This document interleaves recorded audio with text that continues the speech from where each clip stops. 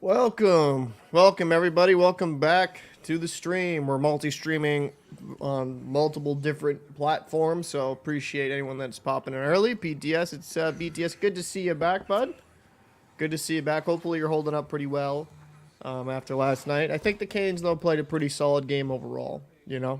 Uh, they just gotta kind of find a way to beat that man, Sergei Bobrovsky. He's on fire. I'm gonna just do some quick editing right here. Not editing, but I gotta do some tags and stuff like that. Uh, Yeah. you know. Uh, Oh, yeah. no problem. No problem. BTS. I think it's always good seeing like familiar people back and interacting with us. It's just a lot of fun. I mean, it's always nice seeing you come through. And I'm glad, I think we're trying to foster a community here where we can, have fun and enjoy hockey together. I don't think Fajardo disagrees, right? Not at all.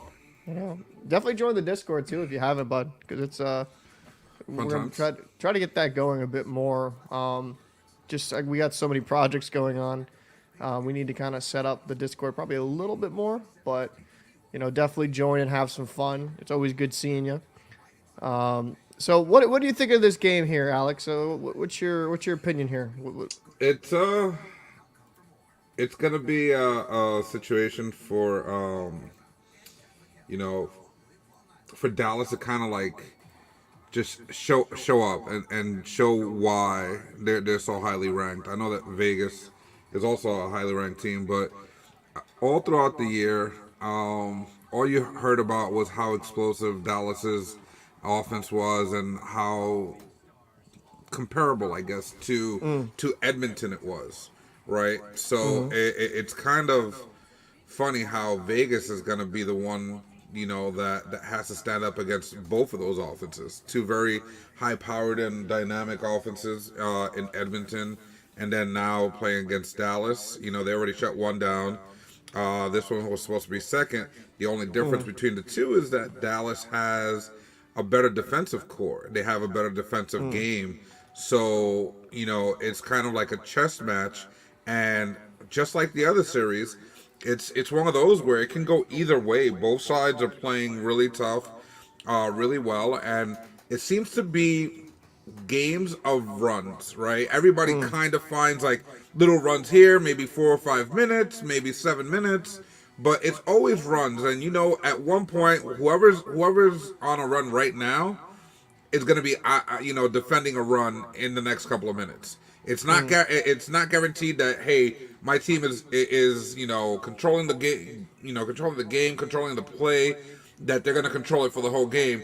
There has not been one game so far in either series that has had that type of control by any team. So I mm, feel like it's going to be whoever has the last run is the team that's going to win. mm, mm. I definitely agree with that. I think it's going to kind of come down to how Dallas here will bounce back after that rough loss with Howden. Like that was a smart play by Howden though behind the net. Yeah, Really 100%. smart play. That was really good by him. Um, but yeah, it really does kind of come down to if With Dallas will respond here. Because I right. thought Ottinger could have had a couple of those goals. I don't think Ottinger had like he didn't have a bad game. Don't get me wrong, but he didn't have a great game. Yeah, yeah, agreed. How you call it? But again, as we got into this series, I did say keep an eye on Robertson. I feel like he's going to find his way. He had a couple of points the other night, so if that's woken up, the Lion, that's going to be something that Vegas is really going to have a difficult time because Robertson is very dynamic and he's not the usual type of goal scorer. That's what made him so difficult to defend all season. Is he kind of shot like from odd angles. His speed, his release on his shot, like it's just Mm, it's different, right? And he it's a different level when he's really going. And it'd be very interesting to see if he does get going after that last game and see how much of a difference he can make for Dallas. yeah, I agree. I think it'll be very, very interesting to see how everything kind of pans out for him. Because, let's just be very honest. Once he gets going, Dallas is a different team. absolutely 100% different team. Mm-hmm. So it's very interesting. We'll be kind of I'm wondering if Dallas is gonna have like an amazing game here. You know what I'm saying? Mm-hmm. So, sorry, I'm just like trying to do this. There we go.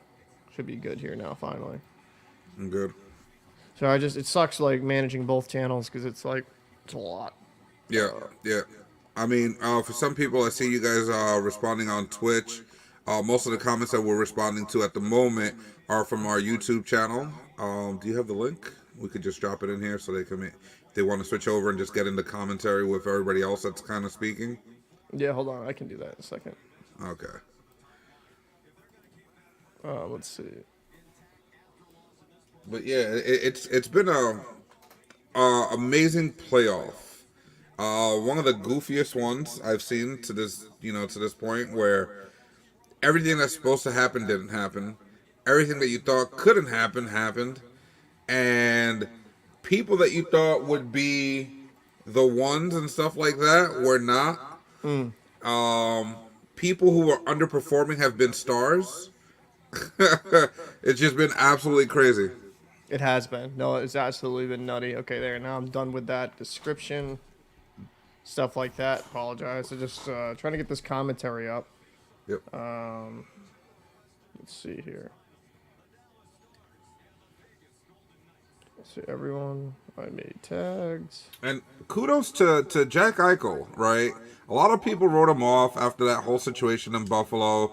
He gets a second chance here in Vegas, and he has not failed to deliver. He has been, living up to somewhat his potential, and I think that by next season he's gonna probably get reach a whole nother level, because I think that whole injury and how he got over it, and yeah, it was questionable on the procedure that he took to get better from it, but I think that I don't see any ill effects from it. I don't see any negative repercussions from it. I think that he made the best decision for himself and for his career.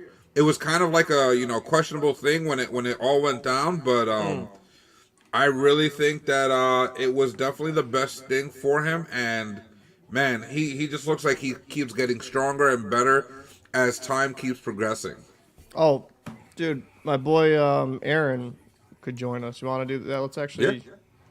That would actually be cool. Let me send us a link. Yeah. Copy. The more the Sorry, merrier. Chief. I just saw you, bud. Just saw you. Let me add you here. Dude, I was up late last night because I was working on a couple videos, and then I passed out around probably 6 in the morning. So yeah, trying to stick with the channel, man. I'm trying to get with different ideas. I just sent you the link there, bud, on Facebook. So. But yeah, this is going to be a very interesting game. Dallas is in a very, very odd position, right? But still not a bad one. Yeah. Right. They lost the first one in overtime. It was wonky, but they have to take away all the positives. They played really well. Yeah. I'd agree. You know what I mean? Like, a lot of guys started finding their rhythm. Both teams played sound all around. It just happened to be a very wonky situation where Howden took advantage and made an intelligent hockey play and just banked it off the goalie. Yeah, that was a really smart play. Really smart. Just so I can do a little bit of house cleaning, because I feel like I haven't. Hey, it's good to see you back, Felony. Good to see you back, Cowboy. Hopefully I'll see you later back in the stream. Bloodmaid, good to see you back. Yeah, I'd agree with that. They do need to outplay Bob. Yeah. And can I stop making Florida videos? Well, if Florida stops winning, Florida stops winning, I'll stop making it. But I think it's still a good series. Carolina's definitely got to get that game 3 though. And let me welcome a good buddy of mine, Aaron, to the stream. How you going there, brother? How you doing? What's going on, Hawk? Not much, brother. Just it's always good to have a multi uh, multi stream here. Few people in, so now yeah, we have a good cocky conversation. So, what has impressed you the most thus far in this Dallas and Vegas series? That Dallas does not have Vegas doesn't really have the star power outside of Eichel that Yeah. Dallas does, but Yeah. they're lunch pail team. They'll just bring it. There's no real big stars. I mean, they've got good guys like Marshall, Carlson, Stone. They've got the hard-working guys, but they don't have the star power like Sagan. Well, I mean, he's not like as big as he used to be, but Sagan, Ben, Pavelski, Robertson. But I don't think it really matters. I think the Knights in 6. They're just gonna outplay the Stars. Paul, do you have your speakers high? Oh, Yeah, it's been echoing. A little bit of reverb. Yeah. that better? Chief, you want to talk a little bit? Yeah. It's a little bit better. Yeah, not bad. Well, let me see. Well, yeah, I'll move it back over here because that shouldn't pick it up if I'm over here. You're solid now. Yeah. How was your gain? Is the ghost still around? That thing was No, crazy. so what that was is there was echo cancellation. That messes with your gain. That's why that was going up and down. Okay. Because that was absolutely wonky the other day. Yeah, it was kind of funny. It just kept going up and down randomly. I'm expecting Dallas to have a good bounce back game here. I did pick Vegas to win in 7. I think this is going to be a hard fought series. But, and it came out close, honestly. Went to overtime in game 1.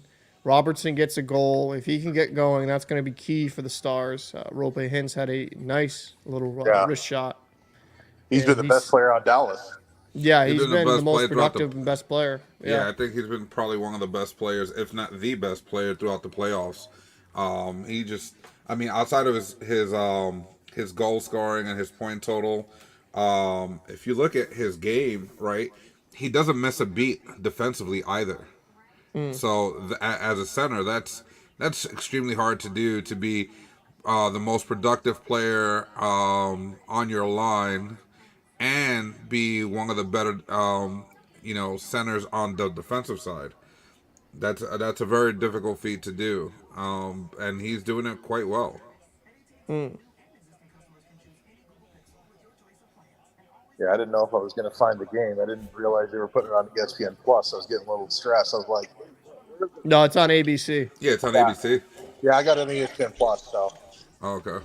Okay. If you need a link for the API, because the way the ESPN website works, it's straight doo-doo butter, so Yeah. it's not great. So I'm gonna put this up on the screen, so eventually when people get going, we can talk. Quick shout out. I don't know how many soccer fans there are out here, but the Premier League pretty much was capped off this past weekend with the loss of Arsenal to Nottingham Forest, which is Arsenal folded this season. Wait, the Nottingham Spurs won? Nottingham Forest beat Forest. Arsenal, and they needed that win to avoid relegation. So they actually got the win, stood in there, and they also made sure that Arsenal didn't have an absolute mathematical chance to beat Manchester City for the rest of this season for the title. And so that guaranteed Manchester City, congratulations, you guys are the champs. I am a United fan, but hey, I obviously a lot of respect for Pep Guardiola and what he's done with that team. It's been absolutely crazy. They've won 7 out of the, I think, last 9 or 12, somewhere in that range, championships. So he's in the talks of being compared to Sir Alex Ferguson, who won 13 in his 13 Premier Leagues in his time. Manchester City still has 2 more championships to try to win this season, and if he wins both of those, they call it the treble, which is winning 3 chips in one season. And They're looking very good. There's only a few teams that can possibly beat them. They play Manchester United for one of them, and they play Inter for the other. So that's going to be interesting. So, I may do a video on that. Just so Pirate Girl's an MLS fan. Go Sounders. Okay. Hey, Sounders! Man, I've always liked Sounders. That stadium, the noise that they bring. Yeah. Oh my! It is, bro. like It is a different monster. It's amazing. It's MLS is growing too. Pretty good. Yeah. Pretty good clip. Yep. I mean, I'm a City fan here in New York City. I helped set up all the medical stuff at Yankee Stadium when they first started introducing soccer there. So, I felt some type of connection to New York FC. Also, I almost got picked up by them. I got 2 official tryouts for them back when they were first doing their scouting in New York City. But I had 2 injuries the 2 seasons, so it didn't work out. Yeah, it's life. A man could have been an MLS star. Yeah, but just wanted to throw that out there because they presented Manchester City today with the trophy after their game. They beat Chelsea 1-0, and then their pickup of Eric Holland. I think you've even heard about Eric Holland. That's that kid. He's an absolute monster. He broke the record this season for most goals in a season. It was crazy. Well, we got a packed house here in Vegas, man.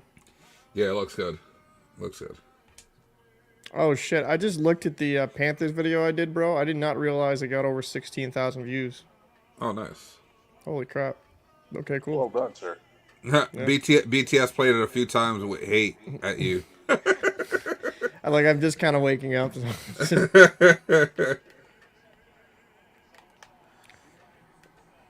Pepper Game, good to see you in here, buddy. Good to see you back. Peeper Game, not Pepper. Good to see Pepper. And hey, Cap, why did you create your channel? Did you watch Eck for another hockey analyst? I definitely saw Eck's stuff as a style in which I could do. Back in the day, I actually used to have a Call of Duty channel of around 20,000 subscribers before I kind of just stepped away from commentary altogether. And I just kind of lost interest in first-person shooters. And I've always been a huge hockey fan, but there wasn't really kind of a way in which I wanted to, I wanted the visuals to be good, right? And I'm one of these people, if I don't necessarily care for it myself, I won't do it. And it was Eck helped. Eck was essentially one of those guys I'm like, oh, wow, that's like a light bulb went off. Like, oh, wow, we could actually start doing it in this form. And going by talking about the plays and stuff like that in a certain format that will allow us to be on YouTube. So, I mean, but there's also other guys like the hockey guy. I would say that my biggest inspiration has been the hockey guy because I've watched him for so long. But X style definitely kind of showed you could do it that way. So, puck drop, point shot. Oh! What time do you got? I got 19, 39, 38. Yep, we're on the same page for the first time. Wow. What about you, Chief? Oh, I want me to pause? Yeah, what time do you have? I'm hitting 40. Okay. All right, when our play starts up, we'll pause it. Okay. And just count down. We'll tell you when to count down for the second. I'm at 36 right now. They just iced it. Okay. They're at the draw here now. Let's stop it at 30. Let's stop it at 30 so that way hopefully play is still going, and then by the time he gets there, it'll work out. All right, pause it. I'll let you know when they're hitting the. Yep, they're about to draw up. No, he's okay. Just count down the seconds. There you go. 35, 34, 33, 32, 31, 30. All right, we're good. Yep. Sweet. Thank you, boys. No problem, man. We had somebody on this show before with 40-second advance and kept ruining plays. Shout out to my co-host, Dr. Evil Genius. I got so mad. He's cursing you out. He's about to get on for absolutely no reason. I got so mad, bro. I was like, all right, dude, I'm done. I do have a temper. I'm not gonna lie. No, Vegas not here gets you. it. You? Negative. Negative. Oh wow. Never. The lies you tell, sir. I was gonna say who was your co-host, Jules Malash? Yeah. Oh Jesus. I mean, my man Horace does have a temper, but You know, I got to drop at least one of those per time, or it's not just it's not worth it. it's cool. It's cool though because he's actually gotten back into hockey due to us playing it and stuff like that. Eichel here gathering up the side, up to Barbashev. Barbashev Nice back look. to Eichel. That's Big very save. nice. Yep, big save. You're still around the how they same broke time, that. right? I'm not too ahead of you, Chief. 19, 18. Yeah, 17. we're good. We're on the same. Okay, time. okay. I just All want to right. make sure so I'm No, not we're good. ruining it for Solid. him with the play. I don't want to ruin it by the play-by-play. That's all. No, you're good. I like Okay. I like how Vegas is entering the zone. I don't know if you saw it, right? So what they're doing is once they pass the red line, right? Whoever has a puck starts kind of like diagonally cutting across the ice towards the blue line, and then they feed it to someone coming up with speed. We do this in the video game, but I picked up on it right now, and I think I saw a lot of that last game too. They like doing that. Oop. What? Off. See?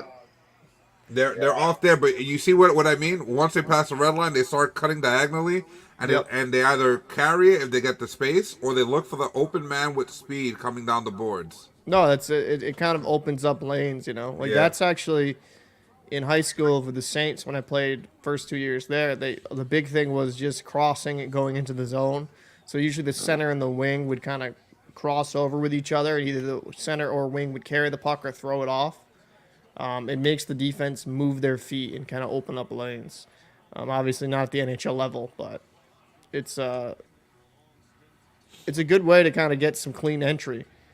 So Heiskanen here, down low, back. Oh, shot block. Didn't go in through clean. Heiskanen here, back over. Ooh, Heiskanen gathers it. Let's go. Oh, wow! Oh. Wow! Oh, that's a rough one to let in. Heiskanen scores for the Stars. Fortunate bounce. Fortunate bounce. I mean, good pressure. A little bit of but, puck luck. Yeah, I mean, this is why every coach always tells you, just shoot it on net, right? You never know what's gonna happen, especially when you have traffic. They had two guys in front. The goalie doesn't Did that pick it go up off cleanly. of? Oh wow, that's Foska's goal. It's 1-0, Peter. Dallas just scored. Look at that. Whoop, pop fly. Yeah, Can of corn. unfortunate for Hill. Unfortunate. There's He had nothing good Hill can do. position. That was a stupid bounce. Yeah, that's not even on Hill. That's just an unfortunate No. bounce. Yeah. He got roped. So 1-0 Dallas. That's the start you want to see if you're them. Oh, 100. Absolutely. They got to start out strong. Miller here gathering it. And the Cross crazy the red part line about dumps. it is that they were the team that were under pressure, not necessarily creating pressure. They just happened to get into that zone at that moment, and they found a little bit of pressure and were able to put it away. That's huge for them, considering how last game played out. Yeah, I'd agree. Robertson throws it over here to Johnston. Johnston coming around, throws it towards the net. Hill, Yeah, just throw it at the. He looks shaky right now. Just Yep. throw it at the net. he's questioning himself. Carlson, drop pass. Good save there by Oettinger. 16-22 in the first, for those that are watching. Look at this. Off of his hand, it looks Yeah, like. that's what I just said. It went off his hand.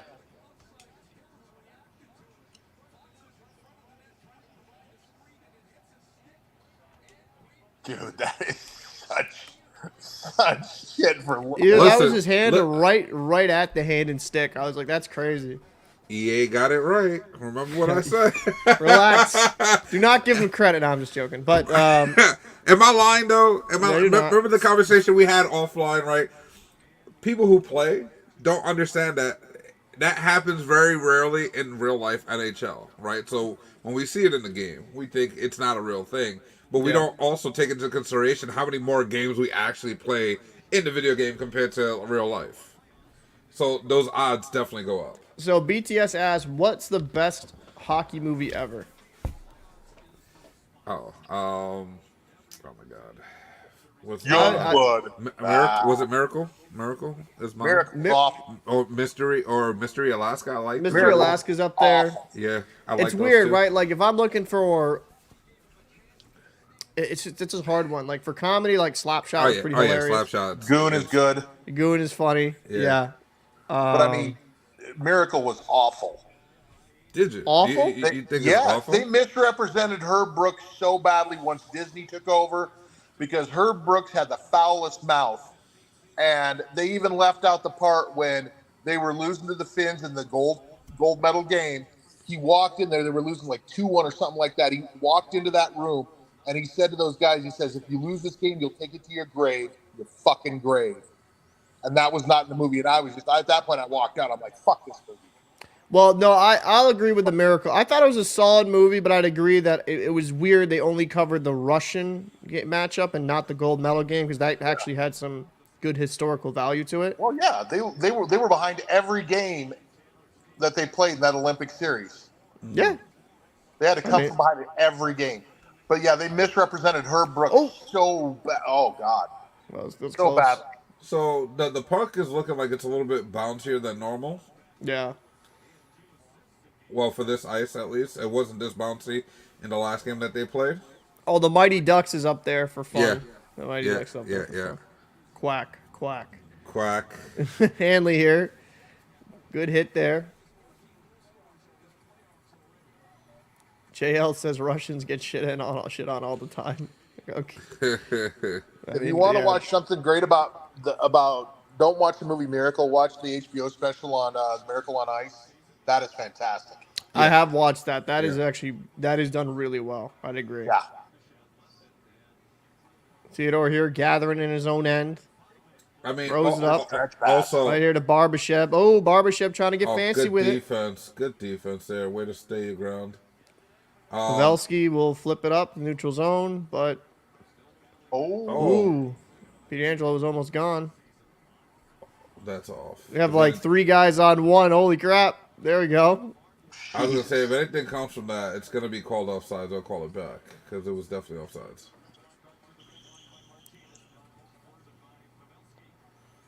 JL says, remember the Titans, the best sports movie of all time. Ooh. that is a really good movie. That's a really good movie. That's a really good. That's hard to argue. We actually should, for shits and giggles, do like a sports movie tier list. Just, we should definitely do that. That'd be fun. I'm down with it. I'm down with it for sure. But yeah, remember there's the so Titans many is good up sports there. movies. But 13:57 looks like we'll be going to commercial. Yes, sir. Look at this shot. Ridiculous. Ooh, sports movie. Jesus. You got to give me a couple. I mean, Space Jam 2. No, I'm joking. Relax. Oh my lord. The worst one of the Space Jams, and even the first one, it was an okay movie, but it wasn't great. It was just like a lot of like pig figures at the time. Well, yeah, and then it was like Sean Bradley's One Moment in the Sun. That's hilarious. You guys are laughing because you know exactly what I'm talking about. 100%. My man did not do anything else. That was it. He was the Space Jam. Yeah. I mean, at least Muggsy Bogues won a dunk contest. Jesus. Yeah. Yeah. BTS says, I'm going to rank the Mighty Ducks movies. The Mighty Ducks 2 is number 1. Mighty Ducks 2 is number 2. And then the third movie, Mighty Ducks 3, is the third one in that trilogy. The show isn't bad either. I will give the show some credit. I didn't really watch the show. It's not like just about the Mighty Ducks kind of thing, but it kind of holds the same essence, right? And then it's different. Like the way it starts off is different because the Mighty Ducks. I mean, I don't want to ruin this for anybody, but the Mighty Ducks are kind of what the Hawks were at this point. Yeah. Right, so they've become the Giants and all that stuff, and you're like, if you watch it, you'll see how that plays out and stuff like that. But it's I think it's a really good series. It encourages people to obviously be different but work hard. not just be different and expect everything. Saying. JL says Space Jam was only cool because Jordan was an icon. LeBron doesn't have that hype. I'd actually agree with that. Yeah. I also think personality-wise, LeBron's not. It's not. It's just it's a different aura around Michael Jordan compared to. If I talk about Jordan, I'm going to start a fight. So we're going to. Oh wow. Let's not do that. It's only hockey. Throw. Domi here in pursuit. Ripped that a little high. Sutter keeps it in. Sagan lets it go around. Marchman lets it go around. Heiskanen here, back to Marchman.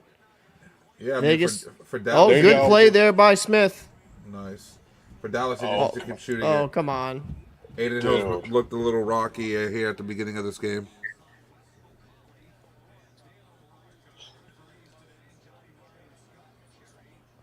What's the toughest sport in the world?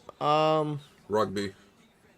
Hands up. Hockey, rugby, bull riding. I would go with rugby first, just because no pads, no. It depends what you're calling tough, though. That's actually if you're saying physicality wise, I'd say hockey and rugby are up there. Hockey and rugby both are 1A, 1B because. But if we're talking talent in the regards of physical difficult, baseball, hockey would be up there. Baseball because it's hitting a fastball and catching the ball coming out of the pitcher's hand at 100 miles per hour is the reaction time that takes is kind of a nutty. Yeah. But, obviously, though, you can have a few beers mid-game and be fine, though. Actually, skill-wise, hitting a golf ball is ridiculously hard. Well, hitting it far isn't. Hitting it in the right where you want it to go. Yeah, exactly. I mean, you can knock the crap out of it and have it go everywhere. But to put it exactly where you want it, Jesus. Yeah, man. That's good poke there at the line. Great poke. You got help. Good save there. Good. Wait for the defenseman to take that shot, that pass away.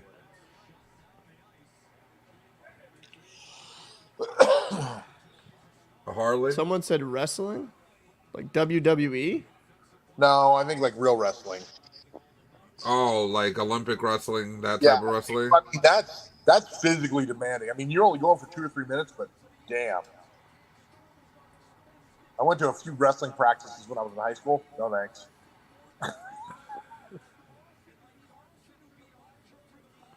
Yeah, Odger's 5 holes. It's open there. It looks open, but is he, using it as almost clickbait, I was going to say. But he might be baiting people with that. He might just feel really strong today covering that 5 hole and just kind of leaving it like it looks exposed, but it isn't. I mean, game 1, though, he lit in a couple bad ones, though. Mm-hmm. Yeah. So it's like he lit in a really bad 5-hole goal against Carlson when he was high slot. So maybe he's baiting. He could be baiting. I had a terrible game last game. Try to shoot 5-hole and he'll steal the door. And Roope Hintz gets tossed. Pavelski coming in on the dot. Not a bad replacement on the dot, to be honest. No. You could do worse. And Roope Hintz is doing a dying fish impersonation, just laying there. Robertson around. I'll do it. Have you seen this? Miller tries to throw it on net. Oh. Ooh, trying to get him.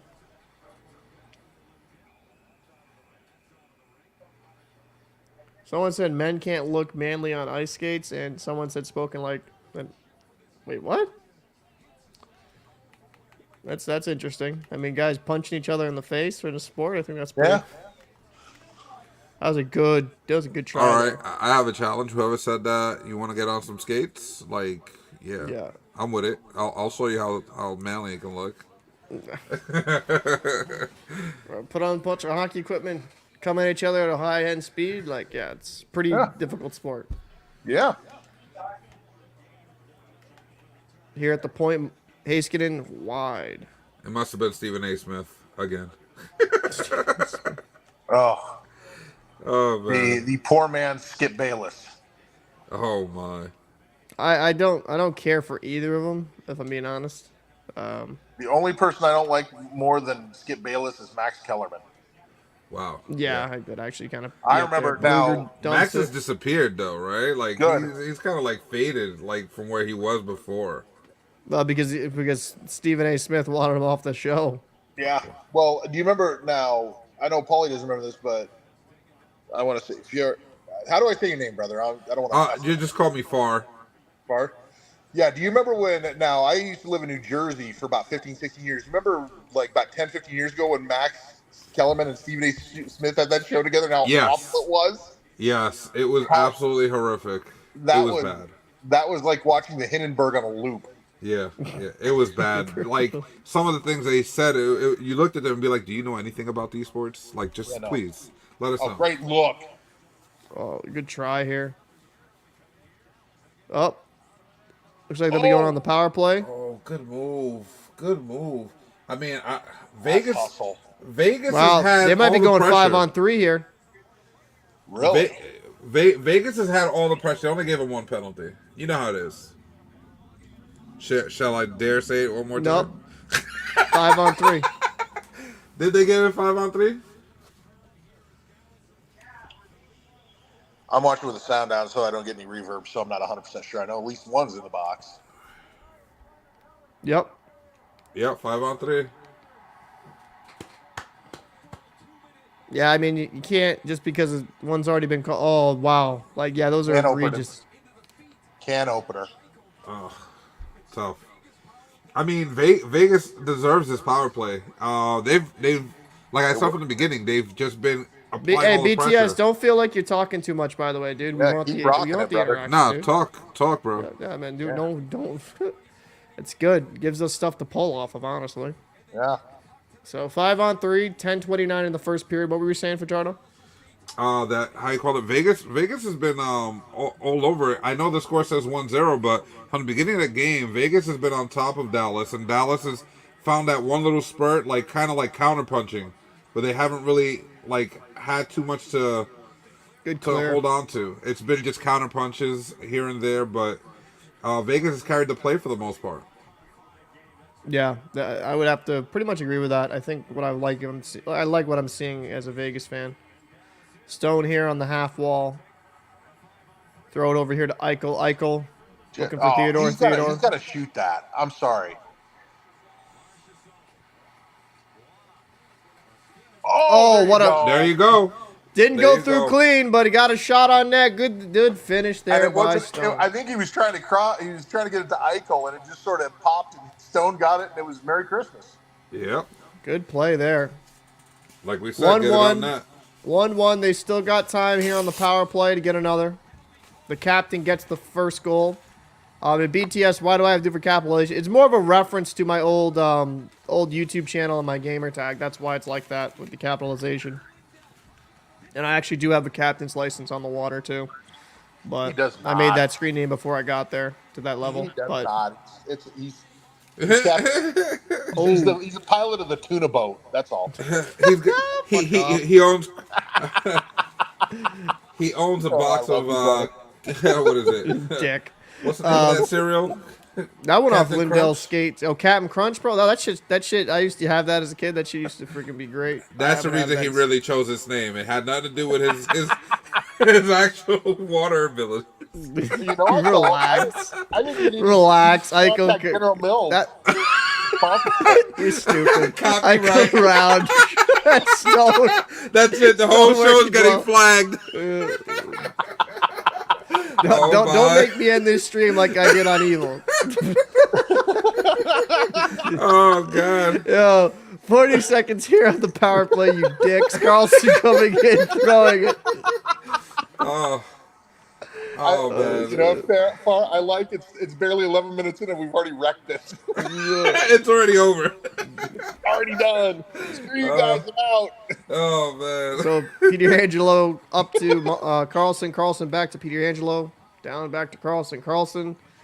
Why are they rotating so high? They need to. They're rotating too high and like they're not giving them enough space to like operate. Yep. So Smith. 5 seconds here on the power play. They got to get a shot on here. Yep. You read my mind. Just get a shot on, guys. Yeah. Oh, What was that that? drives me crazy. No, that was a good poke by the goalie. I keep forgetting his name. Jesus. Odger. There you go, Ottinger. He poked the back of the stick, is why he lost control.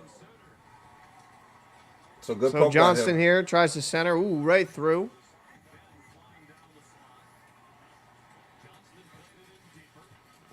Nice. Dig. Golisar, the one who created that goal. Oh my Lord Jesus! Oh my Lord! Big hit. Ah, What's that plexi taste like? oh man. Is it lemon flavored? I mean, whatever the Windex was this week. Yeah. Hopefully that little lemon in it, because that looked like it was tasty time. Oh man, he definitely took that pretty well. God. My head hurt just watching that. Heiskanen across here. Sutter up. Stone will gather it in his zone. 7-17 in the first. I really like the Vegas's like bottom pairing defensemen, man. Like they're quality. Yeah. Like White Cloud and Haig. Yeah. They'd probably be second pairings on some teams, dude. They're very good. Vegas keeps in Stone. Oh. Martinez. Oh, that was a little dangerous pass there. That was lazy. Oh. Penalty on Vegas coming up. Was that a slash? Is that what they called him? I think so. Awesome. Oh, good. Oh my. Wow. Almost. Hill doesn't have a stick, dude. They got to take a shot on net here. Doesn't have a stick. You got to shoot it, guys. Oh, pull him away. Get it back across. You have Ben for the 1T. Oh my God, you guys. Oh my God! Stop looking for the perfect pass. That drives me. I think that's crazy. what's driven me nuts the most the past 2 or 3 years. Is you see these teams with solid dudes on their first power play that just play tic-tac-toe for like 90 seconds. It's like, Jesus, shoot the puck. Or worse even, they try to do the cross-crease thing, and then, somebody on the PK just fucking pokes it, and then next thing you know, it's off to the races, and it's a shorty. I mean, it's just absolutely insanity, man. Like, the guy doesn't have... That was a bad one by Stevenson, though, with that slash. Like, what are you doing?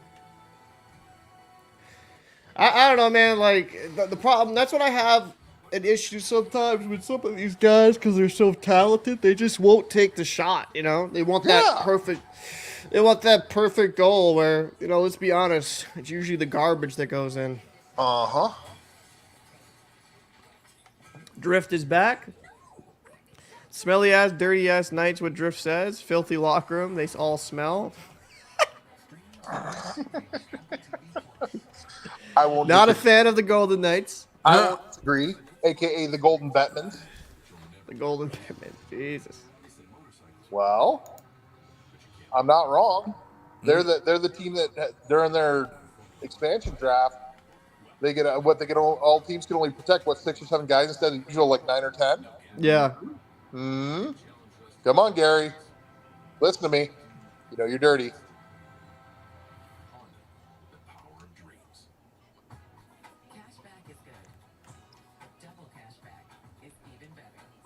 Oh.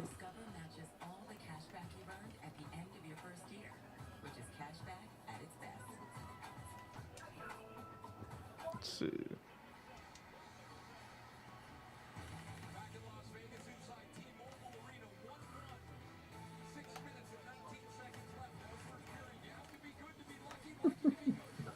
Oh my goodness.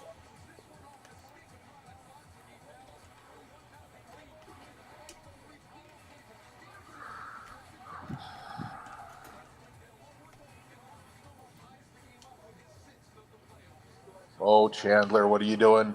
You go to the box for 2 minutes, you feel shame.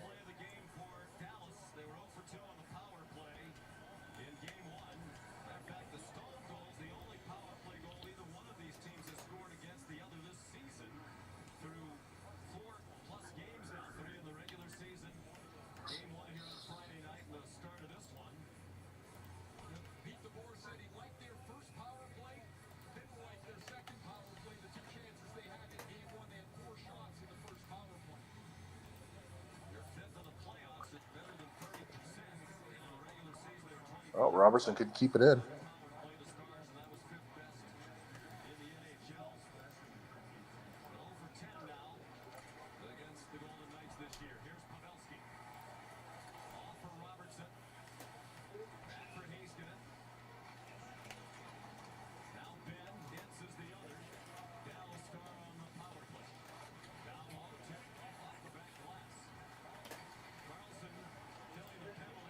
There we go. Sorry, I just had to kind of answer that. You're good. All right. So, minute 22, minute 20 here on the power play. Pavelski back. Reset to Hintz.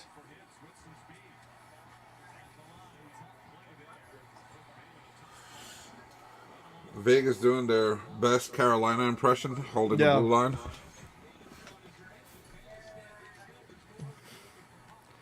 So, 55 seconds here on the power play. Dadonov coming in. Passes to Domi. Sutter throws it on net. Thank you. Dadonov here to Sagan. Sagan throws it to a Vegas Golden Knight player, and they dump it. 40 seconds left. So, Sutter will gather the puck.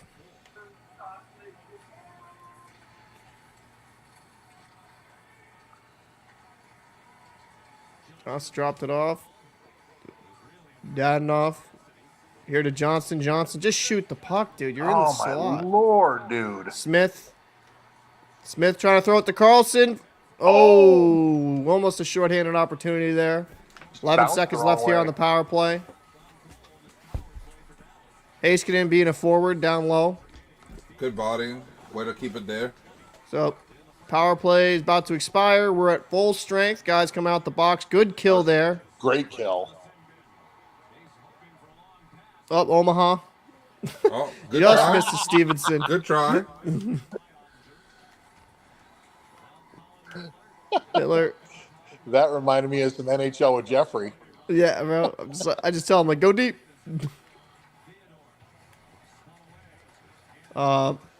Good fight here behind the net.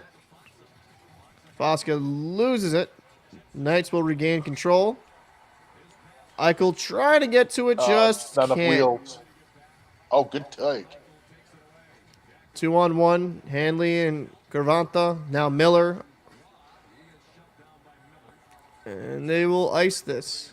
Nope. No. It dies down. Well, that thing died like a...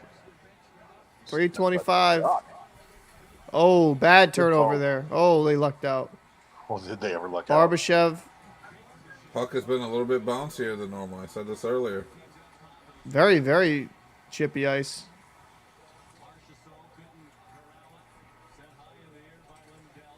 Robertson in pursuit. Pietrangelo. Pietrangelo throws it up. Good Barbashev luck. here to Marchessault. Marchessault dumps it into the corner. Barbashev in pursuit. Vegas for the reverse line it. change. Bluger. Point. Oh! Good shot from the point there. Pietrangelo rips it again. Nobody knows where the puck is except him. Obviously. He had a few players looking around like, where the hell did he go? Oh, Little Marco Carriers, he Polo with the wants puck. that. He wants that physicality. Big hit. Robertson coming in. Put it through the slot. And Suter will retain the puck. Yep. We've had some like back and forth. Nobody's really established too much offensively. Just Ben, nice slapper. A little too high, a little too hard. Vegas, bad turnover there by Dallas. Smith coming in. They got to stop. They got to just bring it a little bit lower in the zone. Stop trying to be fancy on the high blue. Oh, that would have been such a nice little play. Vegas is forcing a cross crease. Riley Smith here. Good save on Von Whitecloud by Oettinger.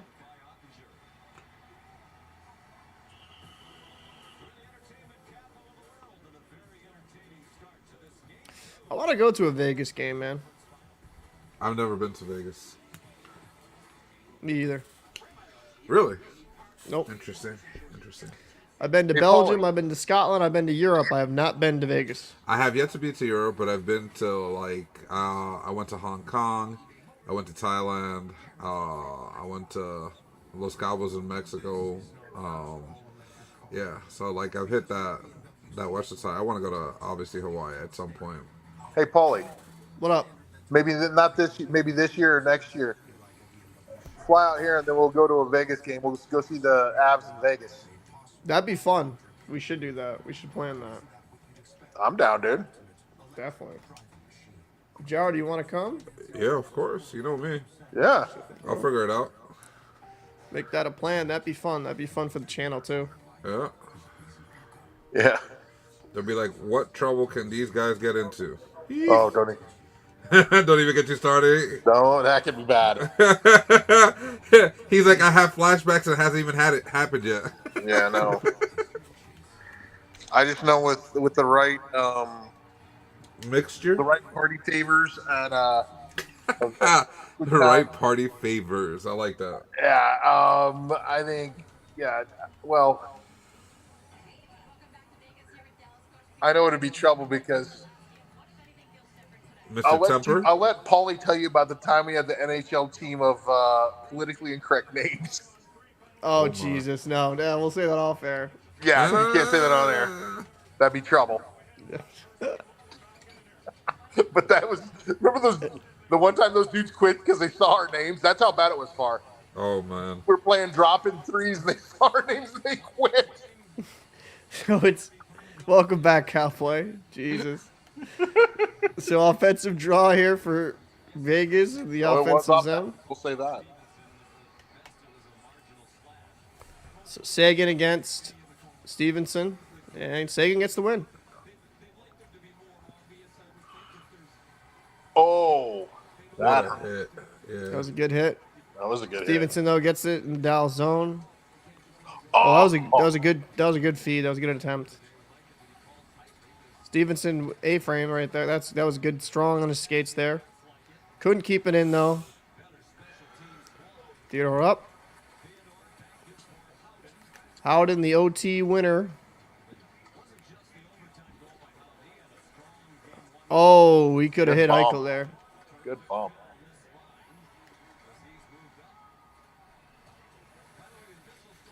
Cowboy says it's good to see you, Chief. Likewise, brother. F the Wild. But good to see you. Drift hates Vegas. He's like, some people celebrate their team winning the cup, but I celebrate when Vegas Knights lose in the playoffs. I celebrate when Vegas, Minnesota, the Devils, the Canadians, the Pittsburgh Penguins, the Flyers. Is the Davis is the Minnesota because of Jeff? No, it's just because they're kind of here since Minnesota came back. Since Minnesota got a team again, it's like Colorado and Minnesota kind of got this little unspoken rivalry going on. We just don't like each other because it's just become a thing. Cowboy says, "Wow," because he's a Wild fan. Yes, That's funny. Oh man. well, I'm an Avalanche apologist. Thank you. Get it right. Wall around, all the way around. Mrs. Carlson. Good keep. Wall and Sutter got into it there. Carlson here in pursuit. And we're just going to hold it in the corner. 1-1 at the end of the first. I mean, good play by both, but I think that Dallas controlled the majority of the play throughout this period. Dallas really needs to get on their horse and maybe just get into the zone, work it down low, start creating an offensive presence. Because outside of the goal, that scenario with the goal, they really did not have any type of offensive stability at all. Yeah. No, not at all. So shots on goal, 9-5 in favor of the Stars. Hits, 15-12 in favor of the Knights. Stars were 0 for 1 on the power play. The Knights were 0 for 1 for 2. It just turned that off. I hate the NHL.com for that. Yeah, 1 for 2. And yeah, I mean, good period. Stars had more shots. But I thought the play overall was pretty even. I'd like Vegas to just take more shots. Like, if I'm a Stars fan, I got to kind of see a little bit more shots on that. I mean, I honestly, I think Vegas controlled the majority of the play, but they didn't take shots, right? Whereas Dallas didn't have much control in their offensive zone. It was a lot of like rushes, but as soon as they had the opportunity, they shot on net. Yeah. So, it's kind of like a you damned if you do, damned if you don't on both sides right now. I'd agree. I'm going to grab, because I literally just woke up. You guys mind if you guys can talk for a bit? I'm going to grab something to eat real quick. Oh, Jesus, you bum. I'll be right back. I was Fuck eating. you, man. I was making videos till like 6 in the morning. Not my fault. But yeah, I mean, so far what I see, I can see Vegas just take. If it continues the way it is, Vegas is going to have an easy time getting this W, because they're just controlling the whole game. Yeah. It's just, what I saw is, okay, this might sound a little weird, but I think when Dallas was in their zone, they had a little bit better chances, but they weren't in there enough to counteract the amount of time that Vegas was just controlling the play. Exactly. And Dallas just shot, which is what made especially when you see Adin Hill after that goal, you kind of see that he was a little bit shaky, a little bit off, and they really try to exploit that. Whereas Vegas, they didn't really exploit the possession they had. No. They needed to take more shots for sure, but they definitely just, I don't know, man. They had the good positioning, they had the control. They just were very reluctant to take that shot. Yeah, and I think when Dallas had that power play, they knew Adin had, or Hill still had to be a little bit riled. I would have just been peppering that kid. Yep. I think if anything, the biggest takeaway for me from that period was the missed opportunity on that power play. Oh, 100%.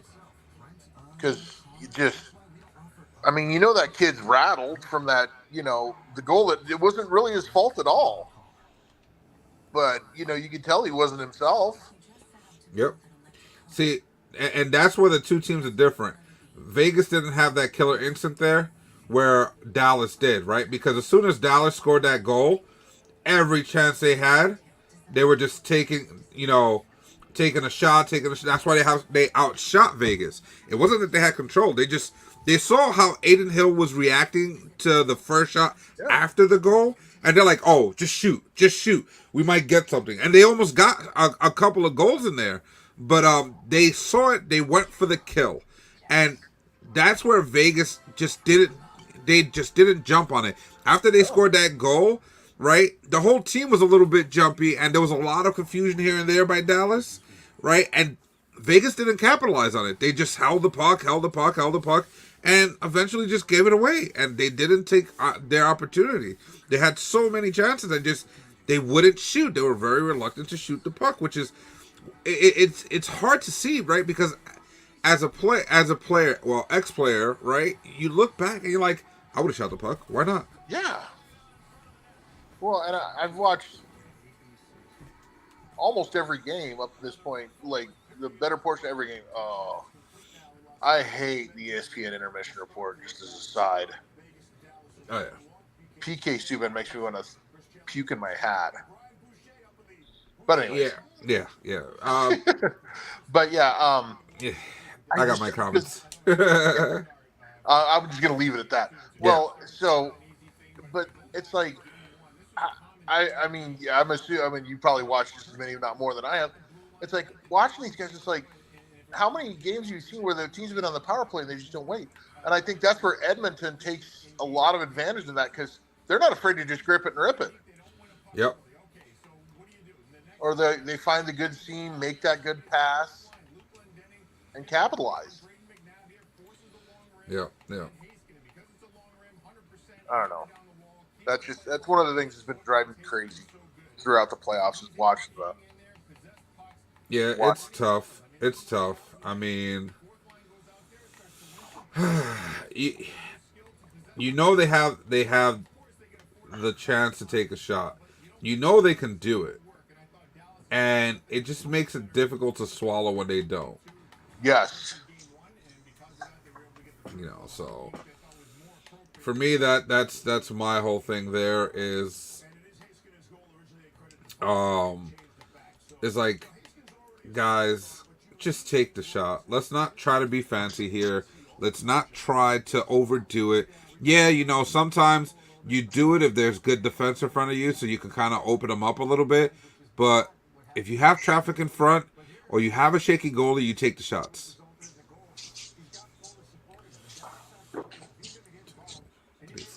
I mean, yeah. I'm like sitting there thinking that, going, you know, you just need to walk into both locker rooms, say that, and then just walk out. Yeah. Listen, let me walk into a locker room real quick and be like, hey, boys, admire you guys. You guys are great.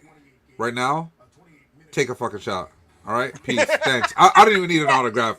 I'm out of here. I appreciate you guys. Take a shot. Yeah, and then walk out. And then I'll peek my head back in and be like, you do realize that we pay somebody to count your shots, right? Just throwing that out there. And then walk out. Like, come on, guys. Jesus. Let's see.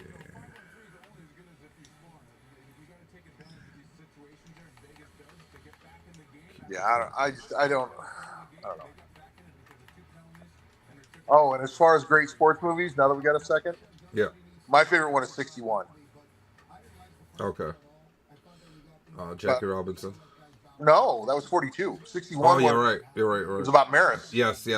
Being a Yankee fan. Yep. I'm a New York fan. I kind of support the Mets first, though. Oh. I used to work at Yankee Stadium too, so it's kind of crazy. Like I mentioned before the game actually started. So Yankee Stadium, their first ever soccer event. I was part of the medical staff that helped create the base and foundation of what they have now. So right on. Yeah, so for me, like, I always worked at Yankee Stadium. I was there plenty for a lot of the chips and all that stuff. It was fun and all that. I just hate the new Yankee Stadium. Oh, do you? Yeah, hated it. It's a museum now. For the most part, yeah. Yeah. The old Yankee Stadium was dirty. It was just, there's funky, but it was what it was. Yeah. Well, and I a lot of my friends would laugh at me because I used to refer to it lovingly as the Vatican. Yeah, I could see that. I could see that for sure. Yeah. I mean, but it was fun when I was there, working. You know, it's one of those things, like, I've been very lucky and privileged to work in places like that and see what goes into the backside of all these sporting events. You know, I used to work at the Garden as well. You know, so I was. So you there live in for Jersey or Long Island? I live in Queens, Brooklyn, Queens. Okay. I am not the typical hockey fan, as you would say, from New York. Which part? Literally the border of Brooklyn, Queens. BQE, GCP. Beginning of the Jackie. Oh. Yeah. Okay. Like I said, not the typical New York hockey fan. I used to work at Shadow Traffic. Okay. So, my hood. Damn. Yeah. For sure. I mean, all that stuff has changed now. Like, it's super gentrified. Hate to say the word, but it's the facts. Like, one of my best friends used to live in Park Ridge. Okay. Yeah, like growing up, I used to go to school in Williamsburg when it wasn't safe. Yep. when it wasn't safe, when you got out of school, hey, go through here because you're guaranteed to live, right? Yeah. You go through here, we don't know what's gonna happen. Yeah. Right. So I had one of my homeboys. His family was lived right next to Bed-Stuy, and I said, "Don't, dude, go, come through, take the Grand Central, Yeah. Take the Grand Central, then cut over on, cut back west. Don't try to go take the BQE and then go through Pittston. Oh yeah, no, And no, no, no. That's just absolute hell. yeah, But yeah, how you call it? It's one of those things. Like, I guess watching all the changes. yeah, It's not that it's upsetting because of the changes. It's upsetting because the changes happen, but people outside of the people that actually see everything that happens all the time, right? People outside still have that stigma that, don't go to Brooklyn, or it's dangerous. Or like they go there looking for the danger, like, it's supposed to be hood, or like, nah, this ain't what it was. All right, I lived it through the 80s and 90s. yeah. And, this is not even close. Like, No, no offense to color or anything like that. I'm an equal racist, is what I call it, right? How you call it? But if you were light skinned walking through Bushwick, you had a curfew, and that was 3:00 in the afternoon when you got out of school. That's I it. believe it. That's it. You could not walk around there outside of that time frame. Yeah. Anything after that, and your life was in jeopardy. Nowadays, it's 3 in the morning, and people who are light skinned still out there, and it's okay, right? But there's people that come from there, right? And they're like, don't be out late and all this. I'm like, no, bro. Have you really looked? It's different now. It's safe. Oh, it's way different. And that, again, I say it not because it's not safe, right? Because it is safe. It is safe, and I like the fact that it's safe, but I hate the fact that it still has a stigma of not being safe. Yeah, I get it.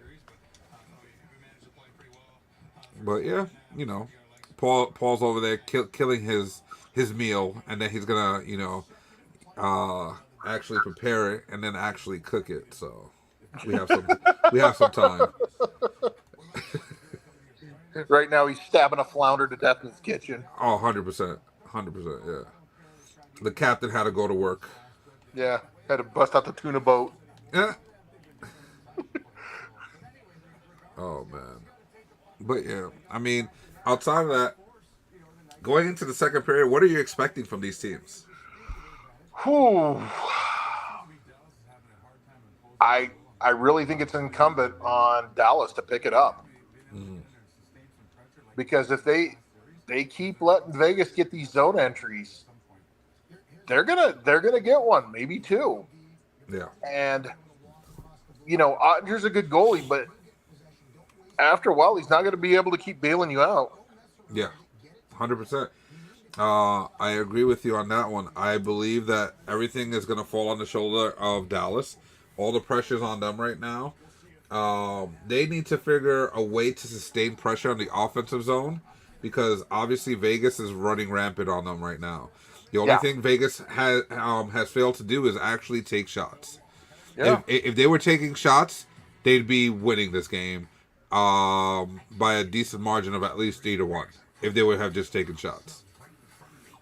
So for Vegas, come out with everything except your shot taking. Please take shots. Yeah. And they'd be really good. Yeah, I think Dallas is. I'm kind of, even though Dallas had some good chances, I'm kind of worried for them, honestly. Yeah. They just can't sustain any pressure. That's my biggest concern with them is no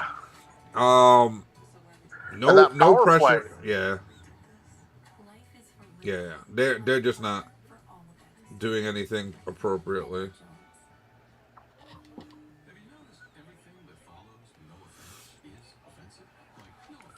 Yeah, they're struggling to. Dallas is struggling to get out of their zone and sustain pressure on the offense. Their whole game is a little off, right? Their shooting is on point because obviously they're taking shots from any and everywhere. They're doing what they have to do when they do get the opportunities. Whereas Vegas is creating so many opportunities and they're doing so many different things, but they're not taking their chances. They're not taking their opportunities. and you can't cash in on something you don't take. Yeah. Well, like Gretzky said, you miss 100% of shots you don't take. 100%. Yep. Yeah. And right now that's where they're lacking.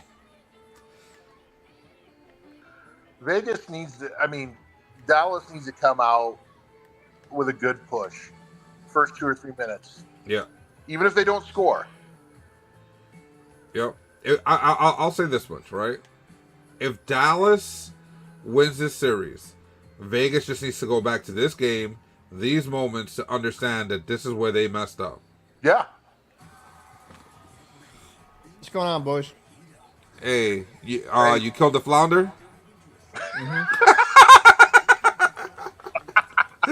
Oh, man. Oh, yeah. I said you're stabbing a flounder to death in your kitchen. Oh, man, but yeah. I like how he's shaking his head, thinking, you dick. He's like, damn, they know. But yeah, I mean, at the end of the day, it really just comes down to that, right? It really just comes down to them actually just taking their opportunities and chances. They have so many, and them not taking any makes it a problem, right? Because again, like I said, if Dallas wins this series, Vegas just needs to look back at this game, that period, and say, this is where everything went wrong for us. Mm.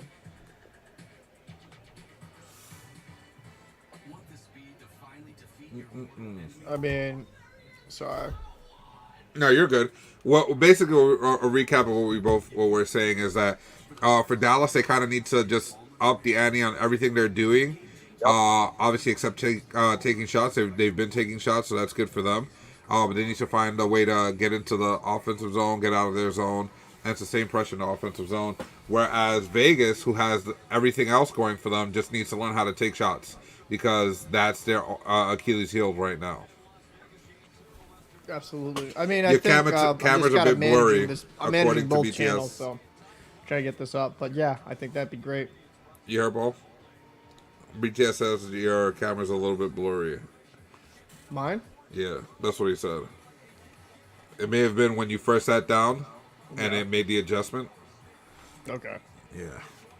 That's why I'm not on camera. I don't want to break nothing. Oh, man. Cap's whole system is messed up because it just has to take in his visuals. It's okay, though. We still love him. Fuck off. Okay.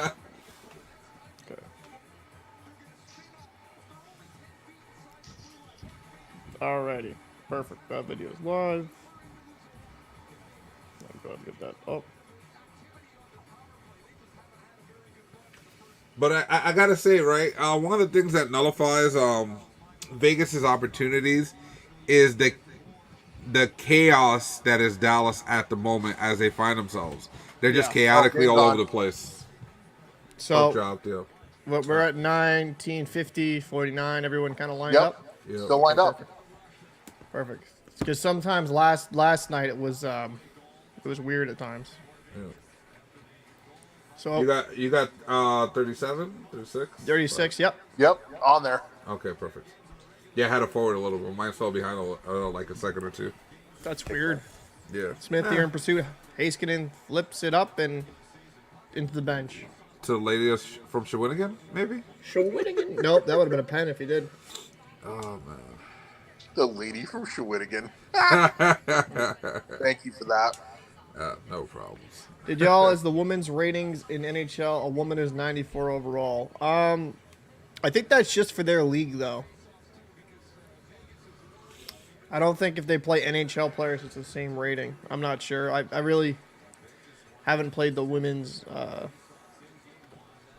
versus men's thing on NHL 23. It's I mean, for their level, for their leagues, I understand why they put that, right? They don't want to disrespect the women players, but Howden here. Oh, good hit by Hill. That was a great hit.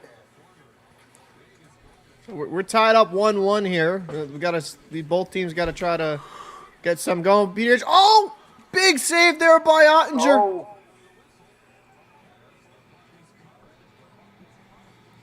So, Cowboy, I don't think it's like apples for apples. I think it's apple oranges, different league. I don't know. It's weird. I'll be honest with you, it's very weird. Not to be disrespectful, but What a deflection! What a save! big save. And the period continue. This period starts the way the last one ended. Dallas still on their heels. Vegas still making that push.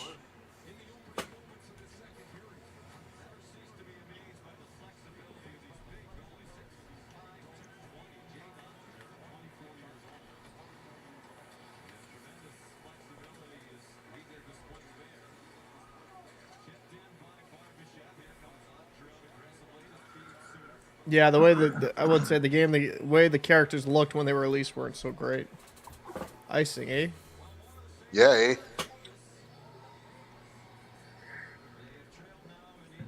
Well, since there's no Canadian teams in the final, I got to speak Canadian to make them feel welcomed. So. Damn. All right, Batman, we hear you. What's that? Nothing. Oh man, but yeah. Well, Eichel wins the draw, and White Cloud misplays that at the line. Yeah. Haig throws it over to Marceau. Marceau dumps it in. Eichel here in pursuit, and Marceau gets a stick on it, not clean, and that pass a little too hot to handle. It's a good idea. Guy threw a missile.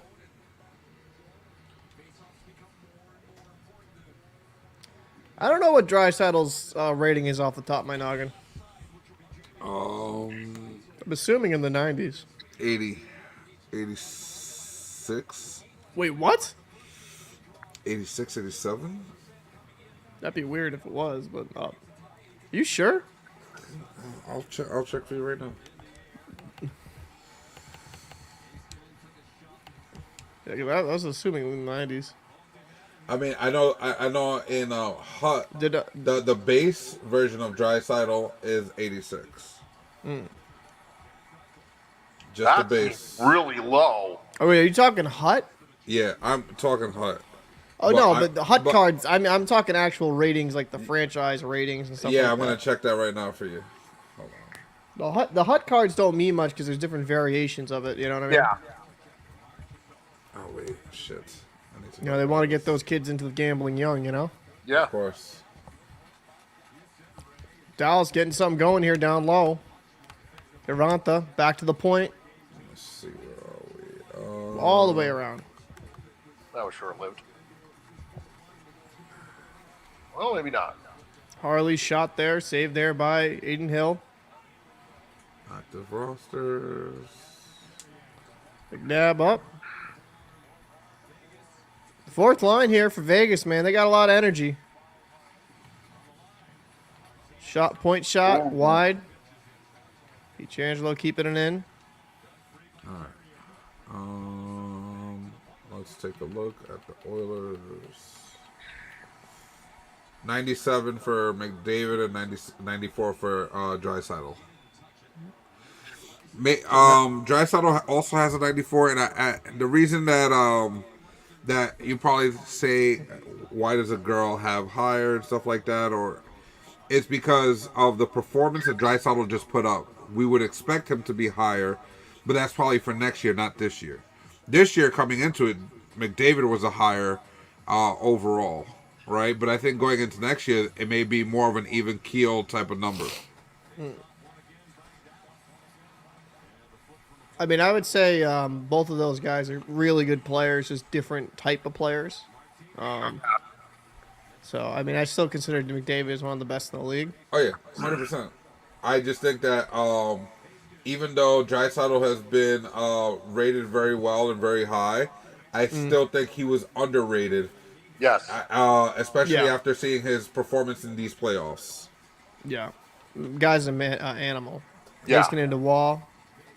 And lose it. Dallas will dump it back in. In all fairness, I think he's... This is going to sound crazy. It might be a hot take, as Paul would say, right? But I think that Draisaitl is more of a clutch player than McDavid is. Damn. I would agree. Yeah. Yeah, I mean, I'd have to say this. I think Draisaitl's style of play is built for the postseason in comparison to McDavid. Yeah.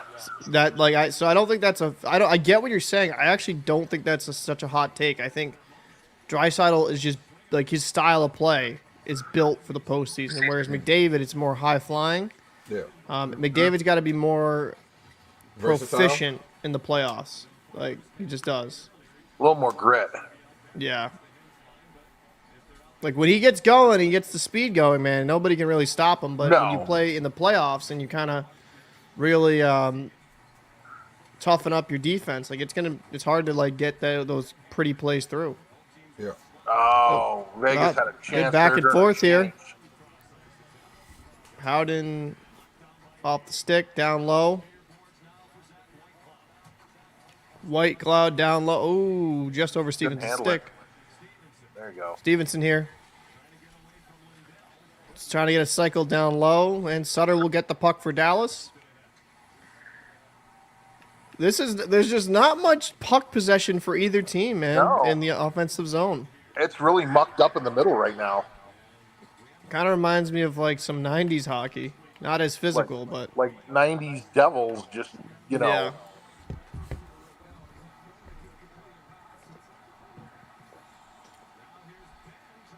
Jamie Benn. Good try. Thought he was going to snipe that, but good stick. What do you think of the Golden Knights golden jerseys? I like them. I like them because they're different. They're more new aged, right? Which is kind of what you wanted to do with this team, right? In the whole aspect of the view of trying to grow the NHL somewhere where it wasn't before. Considering how the aura of Vegas is that of sparkly kind of thing and all that, you kind of want to make it, the jerseys resemble what the team is about, and I think that was perfect for them. What about you, Chief?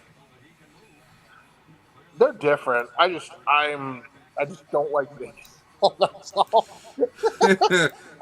Any bias? Anybody? No, maybe. No, I mean they look good. I'm kind of I think they look okay. Maybe I'm more traditional. I love their black jersey with the cross on the chest as the crest. Yeah. I actually like the black jersey with just the lettered Vegas on it and the font. See, I think I'll admit, because I think those jerseys can be like that type can be classic. When it's not a Rangers jersey that does it, it's just boring. And even the Rangers jerseys to me can be boring, right? It's just I miss the Colorado third jerseys when they had the Colorado like that. I mean, I think the worst jersey I've ever seen, and it wasn't like from the diagonal, was the Dallas, just across the like left to right.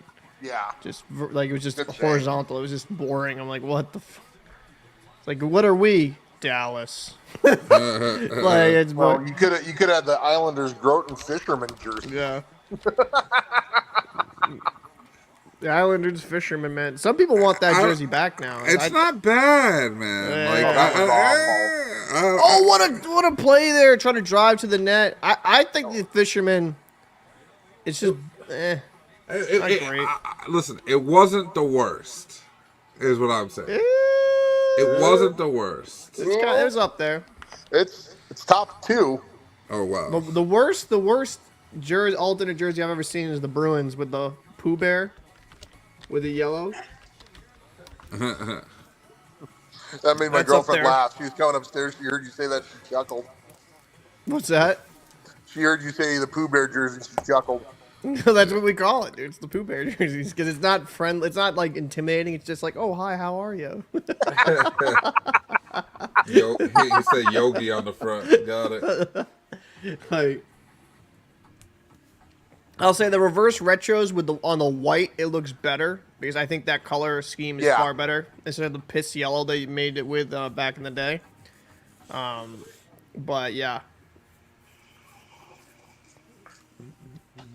I also kind of miss some of the older jersey styles with the piping on the side.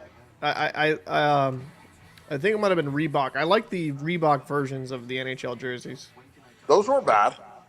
but I am worried about Fanatics now being the Yeah. making the jerseys now for the game jerseys are all going to be made by the same factory in Quebec. None of that's going to change, but the people that make the jerseys and sell them for the fans, like Fanatics, man, has shit quality control. Yeah. Like, I'm not really looking forward to that personally. No. What about you there? I mean, so they're moving away from Adidas and they're going to Fanatics. Is that what they're doing? Yep. I think Correct. next year. Next season. Oh. Is I it next mean- season or the season after? Hold on, let me see. This season or this year, right? It's either the 23-24 or 24-25, but I think it's this upcoming one. Let me Well, check. I mean, I've seen the Fanatic jerseys. The quality's not there. Yeah, it's not as tough, the material, right? Whereas the material that Adidas used and who the Reebok used before, like for the official game day. Well, see, this is my whole thing with it, right? It's not next season, the season after.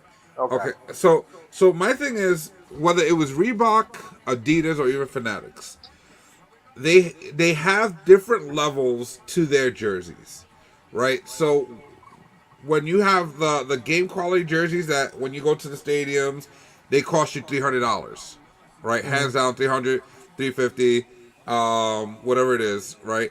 Though that quality of jersey, right? Those are the ones that the players use, the ones that cost money. That's a higher quality.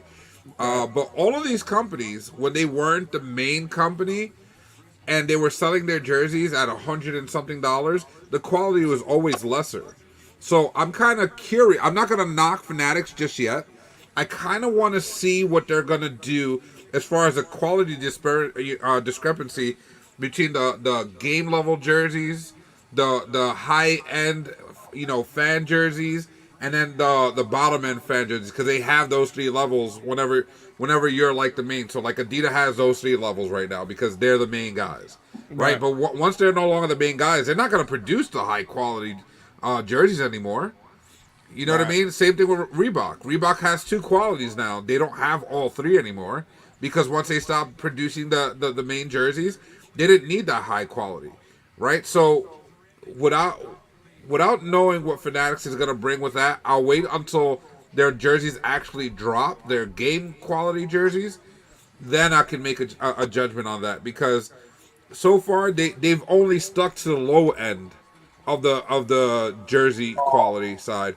They haven't done like a high end quality, fan jersey. They've only done my the worry low is end. my worry is they won't do that at all. Yeah, That's the worry. exactly it. Good drop Marchessault pass. back. Back to the Barbashev, and that would have been such a pretty play. Well, I mean, I kind of Dallas said the going same on power thing. play here. I kind of said the same thing when Adidas took over, because at that point I had only seen the low quality end or whatever the case was. The only thing that they had high quality was their hats, right? The official hats or whatever. And then when they took over, I started noticing, and that's when I realized, like, okay, whoever has a contract for the jerseys is going to have high quality, middle quality, and low quality, and everybody else has kind of just got maybe a high quality, but mostly just a low quality.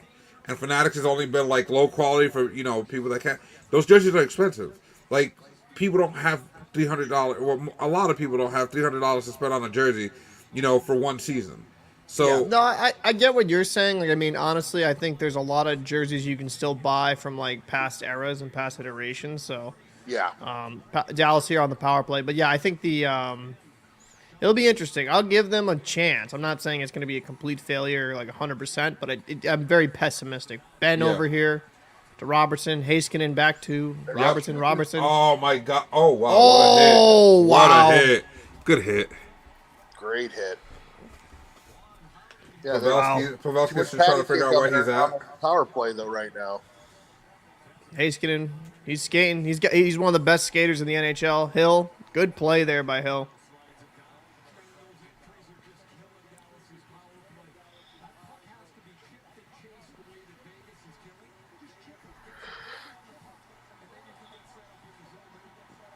Ben will cycle it back down low to Heiskanen. Heiskanen trying to reset here.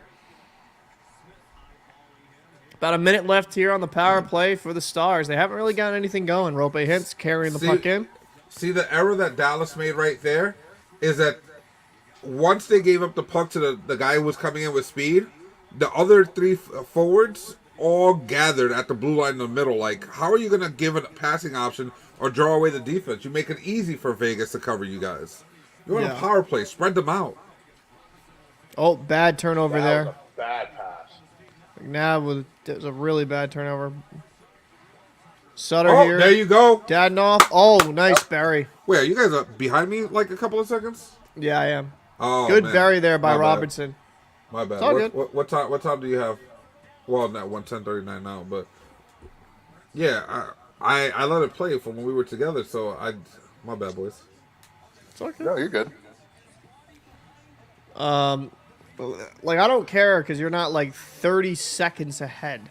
Yeah. What's going on? Wait, what just happened? That was a good play there, man. They finally got some shots, man. See what shots do from the point. They create havoc, even if they don't get through clean, man. Well, this is the first time they've been able to really sustain a lot of pressure on. It's a power play guaranteed, but the thing, right? When Vegas does that at full strength, they don't take the shot, which is why they haven't scored more. Oh, Sagan coming in. And this is what we alluded to during the intermission about what Dallas is doing and what Vegas is not. Vegas has controlled still the majority of the play throughout the whole game, but they haven't taken shots. Whereas Dallas is just taking shots whenever and wherever they can. Oh, Michael's just got a pretty play, but just that's a tough pass You to guys make are there. 4, 3, 2, 1. Yeah, okay, 1, cool. 0. I paused it a few times in order to try to match up where you guys were at. Carrier will. Oh, let me move this back up, boys. My apologies. Oh, that was a bad pass. Oh, what a save! Oh my God! What a save! Oh my God! They almost got that back in a hurry. Yeah, I mean, that's a type of play that separates Oettinger from other goalies, right? Yeah. A lot of other goalies would have gotten scored on right there. You know, Not Bob. Oettinger, not Bob. Damn, BTS. BTS is going. Come on, man. I know. That's kind of why you said it. BTS, as you asked for it, it's right here. I'm gonna put it on for you, buddy. Oh. But Vegas just on that. Vegas needs to start taking the shots.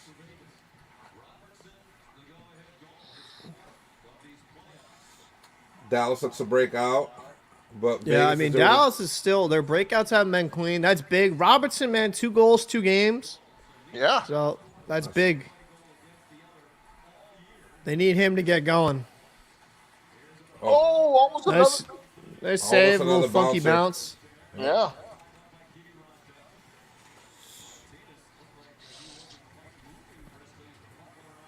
Wall here in pursuit. Martinez is looking like he might be a little stiff from that previous play. He looks a little off there. It looks like he's getting support from the forwards because of his limited movement. He might be hurt. He might be hurt. Might be a little stinger. Yeah. And it looks to be like a lower body injury, kind of, because up top he looks like he's moving fine, but it looks like it might be a lower torso kind of thing. Because he just looks a little too stiff. He doesn't want to move around too much. That'll be a big loss for them if he really is hurt and something comes from this. Oh, it's packed there in Dallas right there for the watch party. That's cool. I like seeing that, man. That's, I do too. Yeah. You know, we got to keep growing the game down there in Texas and down south. You know, a buddy of mine, I've already said this on the stream, but he's actually coaching down in Allen, Texas, like in the Dallas area. Oh, the Allen Americans? No, not the Allen Americans, but youth hockey. Oh, okay. They have a few good youth hockey programs down there. So why don't we add him to the list for one of the interviews to do maybe this off season? We're Yeah, gonna do the one in Jersey. Maybe reach out to. I've reached out to him. Okay. I can't say anything on stream, but actually something big might be happening to him in his professional life. Oh, So that'd be nice. I kind of wanted to wait until the off season. So Can we get that we'll see. first? I Can we mean, I get that think first interview? we have a lot of hockey people we can pull from. Can we get that first interview and be the ones? That would be nice. That's actually what I'm trying to do. Oh, well, then whack him again. Oh, I thought we were getting Mr. Hanky from the background. My fault. Was that? It sounded like Mr. Hanky. I don't know what that was in the background. I was like, oh wait, what is I that? think that was. I thought I was gonna hear. That was the girlfriend getting attacked by my cat. Oh, is that bro? I was waiting for the hidey ho from Mr. Hanky. I swear to you. I was just like, oh man, it's coming. Oh man.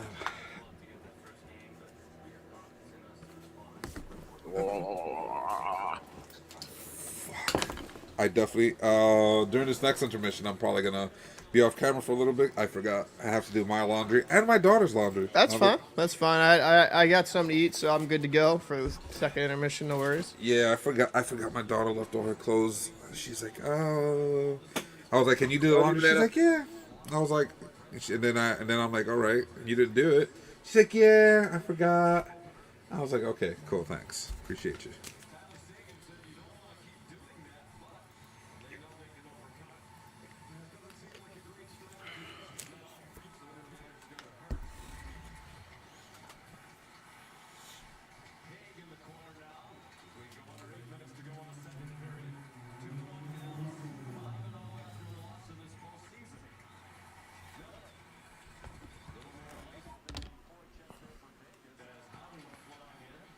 And let's get something going here for Vegas. That's what they need. They need to respond here.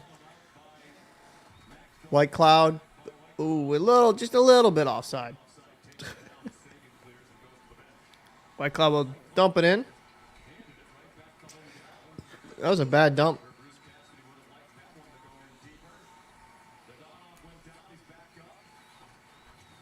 Domi here. Donato trying to fight Curvanta in front. Sutter will regain puck possession. Around here. And they'll just do a high flip into the neutral zone. Whoa, Stone. And just missed the net. Still with me there, Chief? Yeah. Oh, Chief. Yeah, Yeah, I just put the dogs out. Oh, no worries. Eichel coming down. I just wanted to make. I didn't know if I lost Mike. No. Oh, great save. Or did he miss that? No, I think he missed that clean. That sucks. Yeah, no, I had to put the puppies down. Oh, no worries. Yeah. I didn't know if I lost my mic because that was acting weird the other day. Marchessault. Barber should try to feed that back to Marchessault. Didn't get through clean.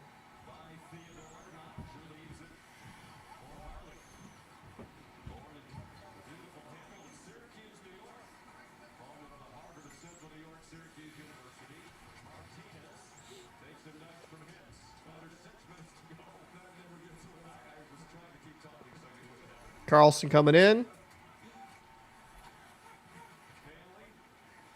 Oh. Good battle. Good battle here on the boards. Hanley passes off.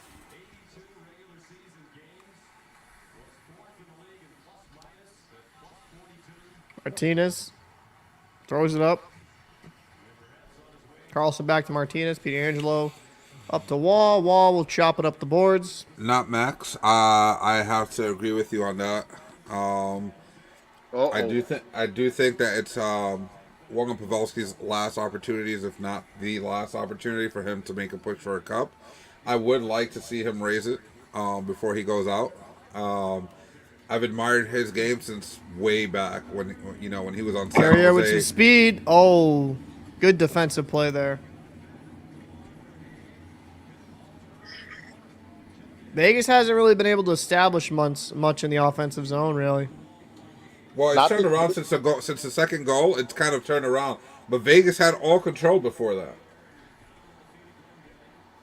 And Curvata will dump it in. They'll go for a change. 4:25 here in the third period. See, Second period, jeez. so what happened here is that second goal changed the complexion of the entire game, because now Dallas doesn't need to force their way into the other zone to score. If it comes, it comes. But for the most part, Vegas is the one trying to force something and making it easier for Dallas to actually stop them from entering the zone as much as they did before.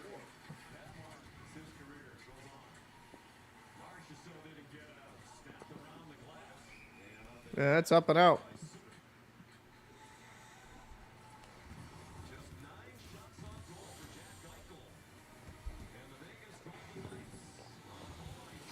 Look at where that arena is, dude. Right downtown. yeah. Oh, just copy and paste this and put it, just in case for the people that aren't in Discord that may not have realized we went live. I'm gonna send it to you right now. I was just putting it in a few places. Hey, what's that? Oh, share the stream. Yeah, I realized that. I was gonna put in announcements for you, but I don't have access to that, so.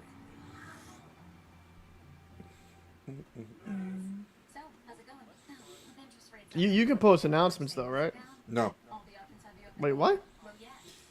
Yeah. That's what I went to go do. I went to go post announcements there, and it didn't let me do it. Hold on, then. Let me fix that right now.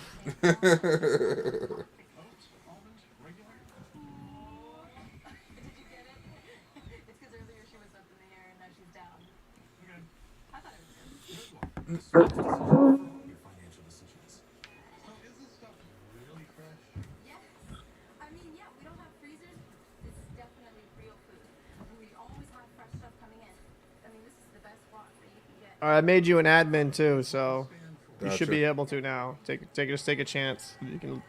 All right.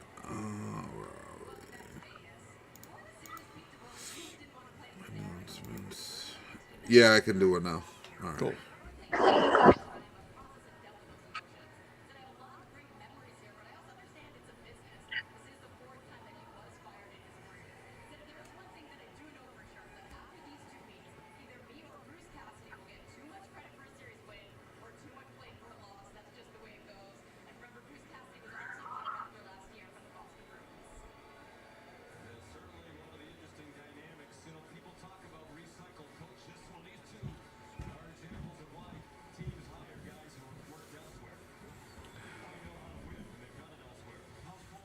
So yeah. I heard Joel Cornwell is meeting with Batman and everything, and that the Rangers are one of the high possibilities of acquiring What him I as a say, head coach. Paulie? What I Yep, say? I mean, Oh. it's an interesting decision if they go that route, because you know fans will not be happy with that at all. I think it's a mixed bag. Oh, You're gonna they have some, just missed that. you're gonna have some people that they're gonna say, well, he's pretty proven. And then you're gonna have the ones that be like, I don't like his this obviously the recent situation that was brought to light in more in depth, especially after everything else that happened with the other coach. So it's gonna be one of those. Yeah, it's going to be a mess no matter what. I think that at that point, professionalism is going to win the day for Joe Quenneville, for the players, for the organization.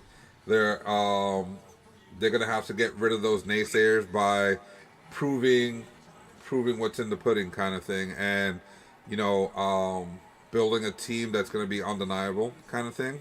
Whether it be winning a cup or getting close to winning a cup. It's all going to be judged based off of what the performance is going to come, if that's the way they go. I also heard something of them looking possibly at one of the coaches, assistant coaches that was on Toronto. And when I spoke with this person that that put me onto this information. I said I don't want anything from Toronto. I like getting out of the first round from time to time. Oh, Jesus. I literally said that. No offense to Toronto fans, man. It was just a jab at that coach. But that coach, I forgot the coach's name. I have it somewhere. But he's been around the league on multiple teams that have gone and actually, done very well, been very successful in the playoffs. I think even part of a team that won the cup at one point. So he has experience, but not as a main guy. So I'm curious to see. I do think I personally opinion. I think you just get fresh blood in there. Stop bringing old retreads. My opinion, but Well, technically, that guy from Toronto would be new. All right, he's never been a head coach. He's kind of just been like an assistant coach everywhere he's gone. Like part of the staff, never the main guy. So that's what I'm technically, saying. yeah. I think you're better off just getting new, whether that be. I mean, do they not want to look internally to their AHL guys? I don't know. Again, I put my hat in. Obviously, where Pat Bowler still rooting for you. I would love to see him get an opportunity. I think it'd be one of those things. One, I think he's been with the organization for so long, and two, it's almost like bringing in a homegrown player when you're super happy that they come up and they find success and stuff like that. So why not with the coaches? Oh, great save by Hill. Oh, good job.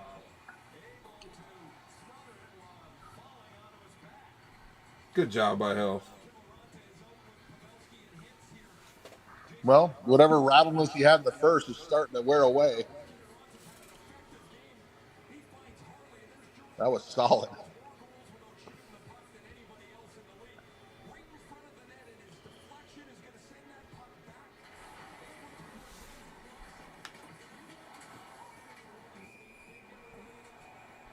Wow, that squeaked out at the last possible second. Like, he held it there, and then he must have just, like, really felt it just, like, crawl through his legs there. Yeah. So a good offensive win there for the Stars. Going over there, Heiskanen. Clap bomb, block. Wow, he didn't even look to have felt that block either. He just went on his jets right afterwards. An animal. Fourth line for Vegas getting Good hustle. good hustle. Really good hustle by Blue. Almost had a chance there. Yeah. Sagan here in pursuit. Oh, what Good a block. block there by White Cloud.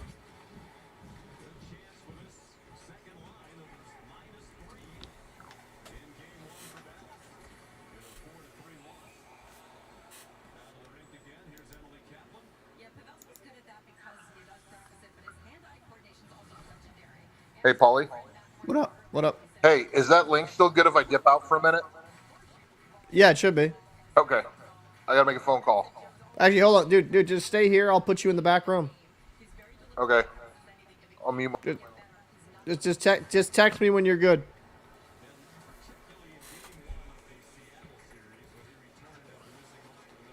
So, minute 22 here in the second. Dallas just keeps it in. Dallas had a good second period. Really good second period, man. They've turned it on since that second goal. They've been really dictating the play. Yep. I mean, the whole period was going to be very based off of what they were going to do, not necessarily what Vegas was going to do. So it's huge that they showed up. Oh, who's down? Miller? Oh, penalty. Power play for Dallas. Not where Vegas wants to be right now. Nope. Very bad penalty for these guys. Can't take that, man. You can't be emotionally reckless.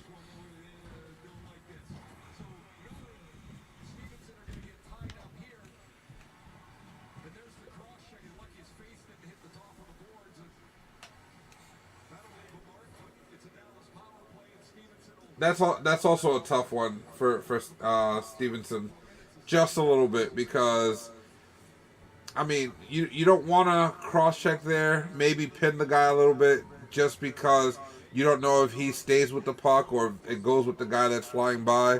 So it's a tough read for him as an individual. But you got to make the smarter play. Maybe just guard off and let it go just a little bit.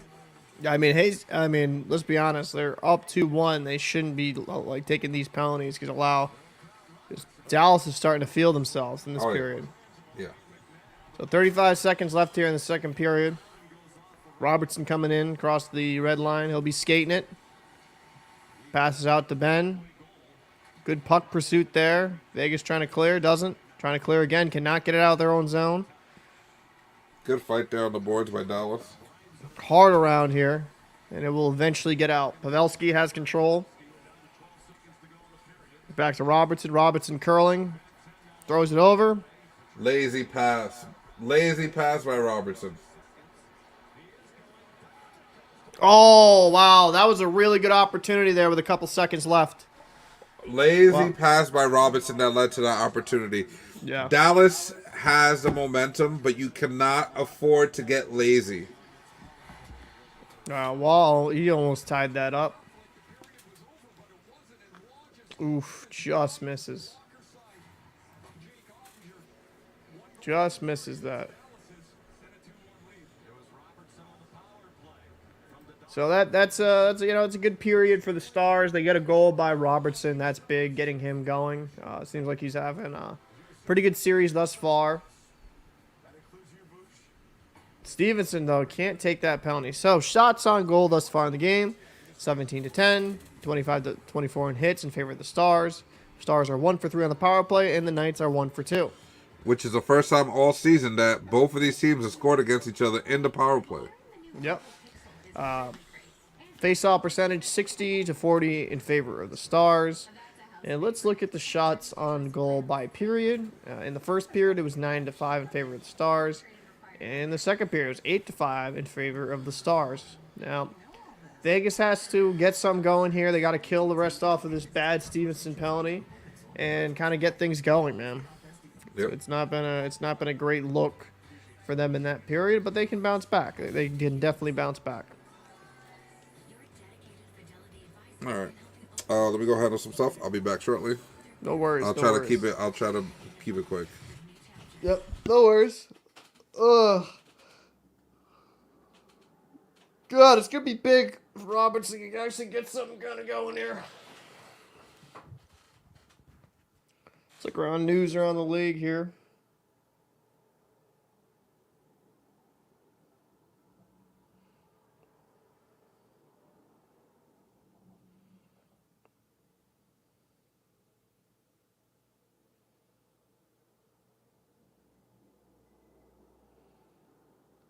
Alrighty, let's see here. It's NHL.com.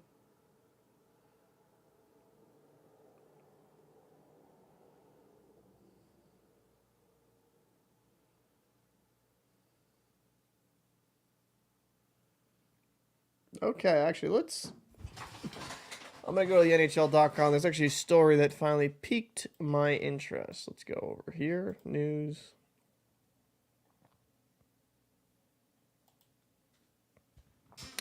Kaku working to become a better player amid changes with the Rangers. The 22-year-old forward representing Finland at the championship will play for the third coach in 5 seasons. Kaapo Kakko doesn't expect to have a big voice in the upcoming changes that face the New York Rangers this offseason, but he's not about to wait for a new coach to better his position either. Kakko had an NHL career high, 40 points, 18 goals, 22 assists. This season is focused on the immediate improvements he can make within his own game in an expanded role with Finland at the 2023 IIHF World Championship. Kakko had this to say: I have no idea what's going to happen. I'm not the first guy they're going to ask about what will happen. We'll see. But we all know there's going to be a new coach next year. We'll see who's going to be that guy.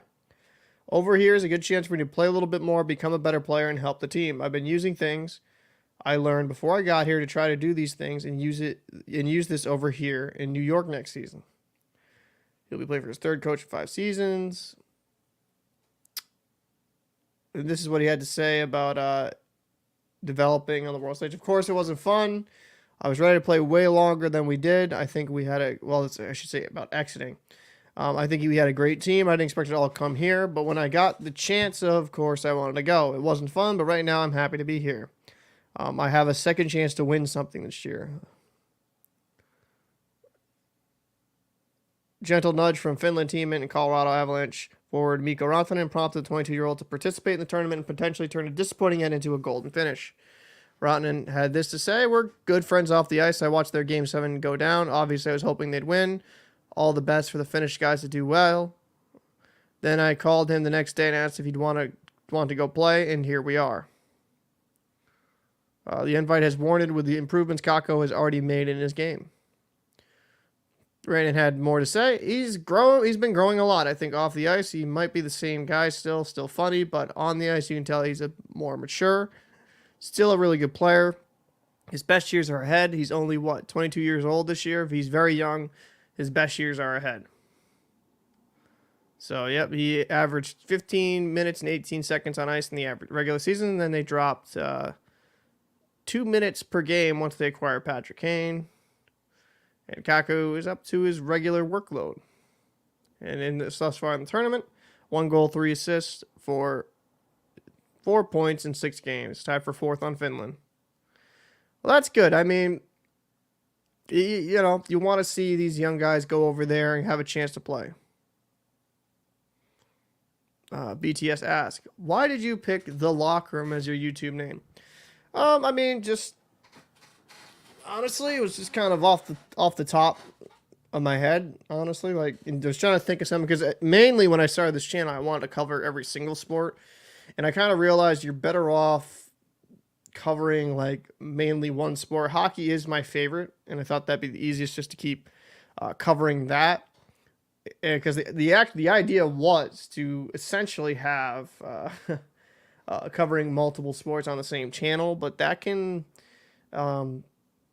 doesn't always work out. And I feel like since I've grown such a strong hockey fan base on this channel, I don't think diverting into NFL and other things like that would make sense now. That's why I'm going to be making some offshoot channels where I'd like to do some MLB talk, NFL. I think that's where I'm going to go with it. But the main reason I did is so I could really cover any sports, because there's locker rooms in every single sport. That's the main reason I named it the Locker Room originally. So that's the answer to that question. Actually,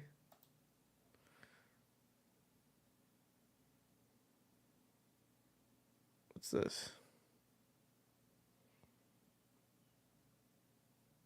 Isha.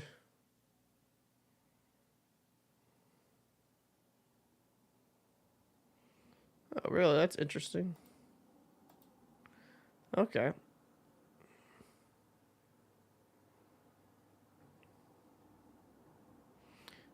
BTS says, "My username is because my initials are BTS, and there is a boy band." So, oh, yeah. That's funny.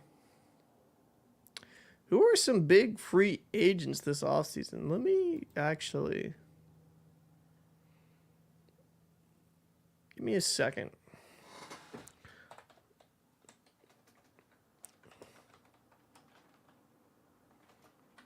Let's take a look.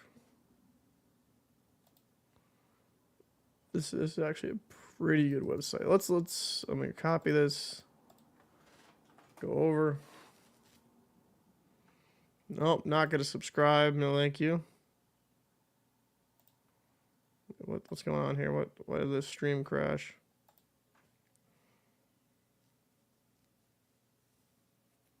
Okay. Probably, actually, you know what I'm gonna do? I'm gonna minimize that like that. Go back to this so that way I can actually a little bit more screen here.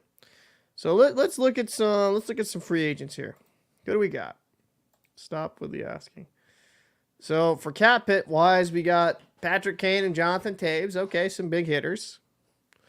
Jonathan Toews won't be making that much elsewhere. He just won't. Honestly, probably like a couple $1 million player at most. I wouldn't pay too much for Jonathan Toews at this point in his career. Patrick Kane had a decent season. He's got to get that procedure done on his hip, so be interesting to see what happens with him. He's going to have to take a way lesser of a deal. Ryan O'Reilly. I mean, he was relatively productive, but, not a $7.5 million player. He'll take a hit. Thus far on this list, Vladimir Tarasenko has the biggest chance to have the bigger contract out of all of these free agents already spoken about. 69 games played, 18 goals, 32 assists, 50 points. I mean, I could see 3 to 5 million range depending on what a team believes in him. James Van Riemsdyk, he'll be available. John Klingberg, he'll be available because he only signed that short deal. He's only 30 years old. He's a quality defenseman, can be up and down his own end. Pacioretty, he had a injury riddled season. He's a UFA. He's 35. He's almost 35 years old. I kind of assume he'll be back with Carolina on a cheaper deal. I mean, if I'm him, that's what I would do. But we'll see. Sean Monahan, when he was good and healthy, he played well, but can't stay healthy. Milan Lucic. Yeah, I mean, he's not a $6 million player, probably a $1 million player at most at this point. Kyle Pozo, he's up, and that's good for Buffalo. Opens up a little bit more cap. He's not worth that cap hit of $6 million. Matthew Dumbo, Timo Meyer. That's going to be interesting. I thought he didn't. Hold on, he didn't sign. I thought he signed. How updated is this? Oh, okay.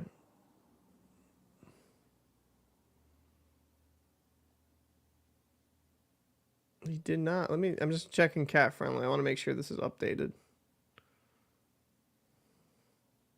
No, he didn't.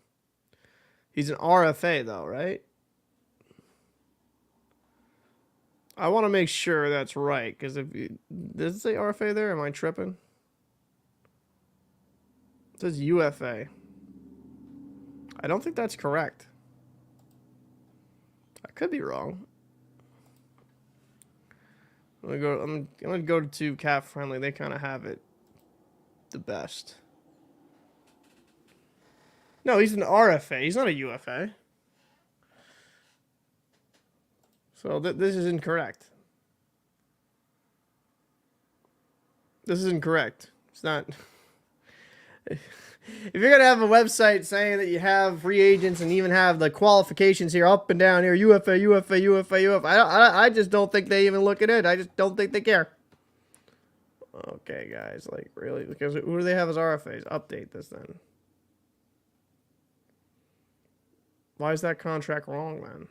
I mean, maybe it's a clerical error. I don't know. It's kind of dumb. Kind of dumb. What do I think of Klingberg? I think he's a solid defender when in the right system. It's just... Because I'd have to really look at his stats again because it's been a minute. Klingberg. I mean, how did he do when he went over... How did he do from team to team is what I'm trying to say. Minnesota. He did better in Minnesota. It's hard because Anaheim was such a bad team. He's a good point producer from the point. I'd have to watch more film on him closely. I thought sometimes he was kind of a little bit lackluster on the defensive side of things. That was a thing I didn't necessarily care for, but I'd have to really watch film to get a complete fair evaluation of him as a player. Let's see. Honestly, right now, I think they did. I don't think Klingberg, like, you have Miro, Heiskanen, I think he's a far better player. I think they probably did sell on the right time. Oh, Donanoff, he's a free agent, $5 million. I don't think he's a $5 million player. Bergeron, he's a free agent. Yeah, I mean, looking at it, you got some good guys here available. Severson for New Jersey. They say right here it says he's a UFA. If that's true, I mean he's not a bad defender at all. Jake Gardner, he didn't even play this year for you guys, in Carolina. So I mean, there's some decent players. Oh, Tristan Jarry would be available if someone needs a backup. Not a back. You know what I mean. Let's see. Craig Smith. Nope. Nobody amazing. Max Domi is a notable here. He had a really good season considering how he's been out of up down. Max Domi's a guy I would look into. Who? Hagelin. Let's see. Yeah, I mean, Eric Halla had a good season. Nobody super crazy. Actually, let's do it this way. Will it allow me to do it by points? Yes. Oh, Killorn is available. Bergeron, Kane, Domi, Krejci. Krejci and Bergeron probably retiring. TJ Komfer, solid player. Tarasenko, Bunting. That's going to be interesting. I don't know if the Leafs will be able to afford Bunting now. Sprong had 46 points, eh? Barbashev. I mean, there's some quality NHLers here that teams can add to Max. I think, like, maximize their team. But Max Domi's a guy I would be definitely interested in. Only 28 years old. Still got a lot of prime left. That's a guy you'd look to add. I think Patrick Kane takes a big salary cut. And Killorn, I mean, he's almost 34. Do you pay that guy outside of Tampa Bay 4.45? Maybe, maybe not. That'll be interesting to see. Only thing this playoff is missing the Ducks. And yeah, no, I unfortunately am a Bruins fan after this after that choke job. What train's going on like crazy? Let's make sure. We're at about a minute 30 here. I thought that was my phone for a second. Like, what the hell? So, I mean, there's some notable free agents. Nobody that blows your socks down. I mean, Timo Meier, he's an RFA. They have that incorrect. But, you know, it'll be interesting. I'm wondering, I mean, who do you target? I mean, Max Domi looks like the guy with the most quote-unquote potential.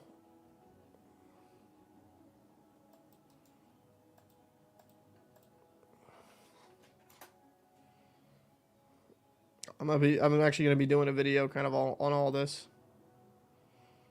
Just kind of gotta wait though and let everything kind of play out. I think You back? Yeah, I think Dallas scores on the power play at the beginning. Like, don't be sad. Your franchise has been good for a long time. No, I mean that's true. We have been good for a long time. It's just disappointing end to the season. Haradadada said Bruins had a cap. Yeah, they do have a cap problem. Yeah, they're not going to be able to retain all the guys they had, right? Like this season. That's why it was kind of like a completely like win this season. It's a last dance type thing. Same thing with the Rangers. A lot of teams. So Paul and I had said this in a stream, and we also spoke about this a lot off stream. There were a lot of teams in the East that were making this the final go for the teams that they had because they knew they were going to face cap issues, even some age issues as they got towards the end of the season. Yeah. And with that being said, the Bruins, the Rangers, who else? Obviously, Tampa Bay, even some of Toronto. Like this is when they had to kind of go for it. So they made moves to acquire pieces to really go in depth this season, postseason. Yeah. But obviously they all fell short, and now we know what was coming. Right, for the Bruins, they may have to embrace a rebuild. For the Rangers, right? They should. And go ahead. They should. The Bruins should embrace the rebuild. That would be the smart thing. If they were intelligent, they'd embrace the rebuild and just just let the kids play. I mean, you have Merkulov, you have Lysell, you have young, good kids in Providence, and you got to just let these guys play and see how things go. I mean, they were good for a long. By the way, puck drop for me. What time are you at? Hasn't started yet. Okay, I'll pause it. I'll forward it. Where you at? I'm at 47, 46, 45. Okay, let me just come back to it then. Hold on. Okay, where are you? 36, 35. Oh, you're ahead of me by 5 seconds. All right, I'll pause. Where you All at? right, I'm at 31, 30. Now. What are you at now? I said now. 28, 27. Okay. Yeah. 1, 2. Okay. Try it now. Count. What are you? I'm 18, 17, 16, 15, 14, 13, 12. Okay, pause it. Pause it at 19 flat. Oh, okay, 19 flat. Well, yeah, I know. you just told me to pause, so 5, 4, 2, 1, 0. Yeah. Oh, we're close then, right? Yeah. Okay. So, same thing with the New York Rangers. Is Zibanejad good enough to be a number one? He can be. I think that what plagues him is the quality of wingers on his side and what they're willing to do and not do. With Zibanejad, he can be somewhat physical. He has obviously a skill set. He has one hell of a shot. And you would think that with Kreider being his winger, that Kreider would be more of the physical guy when he is his winger. Problem is that he wasn't, right? So Zibanejad had to do a lot of defending. As a number one center, you have to defend well. But in the offensive zone, he also had to grind a lot harder than some of the other number one centers that have wingers that do that, right? And he wasn't getting that support. Then they switched him. Good save. They switched them to play with Tarasenko and Panarin.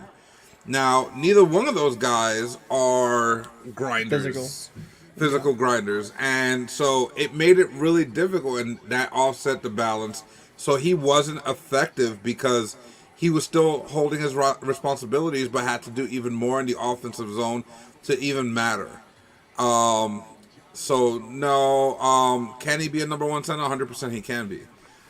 Is he surrounded by the people he needs to be to fulfill that 100%? No. I think he's maybe at 85% so far. He still needs the physicality from the wings. So I hope that answers your question about that. Yeah, Knicks and Ranger fans, yeah, we're a different breed, 100%. I ain't going to deny that. Right off of friggin' Adin Hill's head. So... Boink. Let me see. Hold on. Let me go back up here and see what was being said afterwards. You would say so, BTS? Oh, okay. Well, how you call it? For this statement, I think the NHL would like to see the Rangers do well. Because I don't know if you looked at the numbers for how the games played out televised. But when the Rangers are doing well, the NHL does well, visually. Just because they're in such a big market that brings a lot of attraction. So when they play well, they do well. It not only, helps the team, but it helps the sport, both in NHL and in the NBA. Because the Knicks did very well, and a lot more viewership and things like that. Definitely happened for all the networks that were broadcasting their games.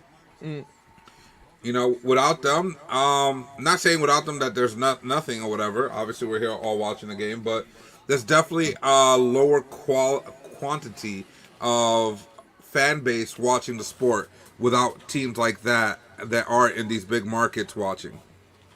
I mean, same with Boston, right? Boston has a huge. Boston doesn't just have Boston; they have all of New England. That's why usually when Boston's in it, it's a good televised. Right. So the Boston Bruins, right? The Boston Celtics, New England Patriots, right? So when Yeah. these guys are all playing and they're all in the mix for the playoffs and all that, the viewership for these sports goes high because they're in such huge markets, right? So when the Rangers do well, same thing, huge market. Yeah, no, New York's a bigger market than Boston, so it's just it's Okay, and just to refer to this, BTS, everybody who has a team has said their team in 4 or 5, whatever it is, yeah, because you believe in your team. I'd be scared if you didn't say that and you were a Rangers fan, because oh well, I do know one. He's a pessimist. I forgot. Who, But me? no, not you. You're not a Rangers fan. They were talking about your I other thought you were talking about co-host. Bruins when I said that the Panthers were going to win that series. No, after. your co-host, Oh, who, yeah. who from the beginning was like, oh, they're gonna lose, they're gonna, and if you're a true fan, even if you know that they have that they're most likely going to lose, you still hold on to the hope in hoping that they can achieve something now, right? And then you worry about what's gonna come later. You don't say, oh well, playoffs are just starting, season's over, let's take a look at what's wrong with the team now. That makes no sense. Yeah. That makes absolutely no sense. You're not a real fan. You just want to hate life. It's cool. That's just my view. I mean, I think when a team plays bad and I make it's I get what you're saying though. But, Yeah. Listen. In all honesty, right? If you are a Panthers fan and you went into the playoffs and your team as well went in there and said, "Oh well, the Bruins are the best team in history. We're gonna be bent over and it's not gonna go well for us," right? What do you think would have happened? The Bruins would have won and we wouldn't be talking about, wow, look at these Panthers. It might be their year. yeah. You have to have some type of belief in your team. If you don't believe in your team, who will? Yeah, I mean that's a fair point. That's a fair point. And Heiskanen's actually the best skating defenseman in the league. His skating is so fluid. Somebody said about Heiskanen's his favorite defenseman, and he's biased, but they're amazing. He's amazing. Tickets for MSG, I can get you exact prices for some decent, really good seats. I used to have season tickets for the Rangers, and my buddy still has some. Let me reach out to him. I'll get you an exact price there. Haig will dump it all the way around. Vegas got to get something going on here, man. 15-20 here in the third.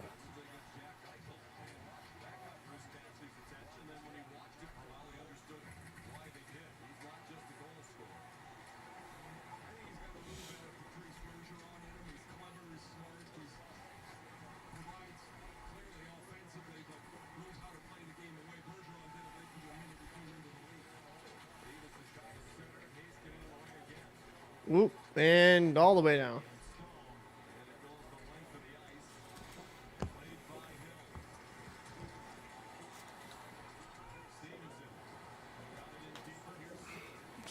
High flip. Dallas, I mean, yeah, they've been the best team. Probably after the first period, they've been the best team. I think they've been the best team since the second goal that they scored. Yeah. Because before that, even then, Vegas was kind of more on the dominant end until that power play, and then once that power play happened and Dallas scored, it turned around for them, 100%. I mean, it's been I like how we have fans of every single team in here: Dallas fans, Vegas fans, Carolina fans, Florida fans. So we appreciate you guys all tuning in and Absolutely. letting us know how Dallas, you feel. 26-17 on the dot in favor of Dallas. They've been killing it in the dot. What do you think of the ESPN coverage thus far? I mean, it's coverage. Yeah. That's about it, really. Nothing that really sets them apart. Nothing that says that they're really good at their job. They kind of just point out the obvious. They kind of have obviously they make biased statements depending on what team they're talking about, things like that. But in all fairness, at least they're, you know, covering it. Unlike previous years, where they really struggled to cover a lot of this Oh, stuff. nice centering pass. Too much there. McNabb across. All the way down here. Theodore threw it around, but Stars wall. Working the half wall. Throws it over to McNabb. McNabb throws it to... Oh, good shot by Theodore. A little wide.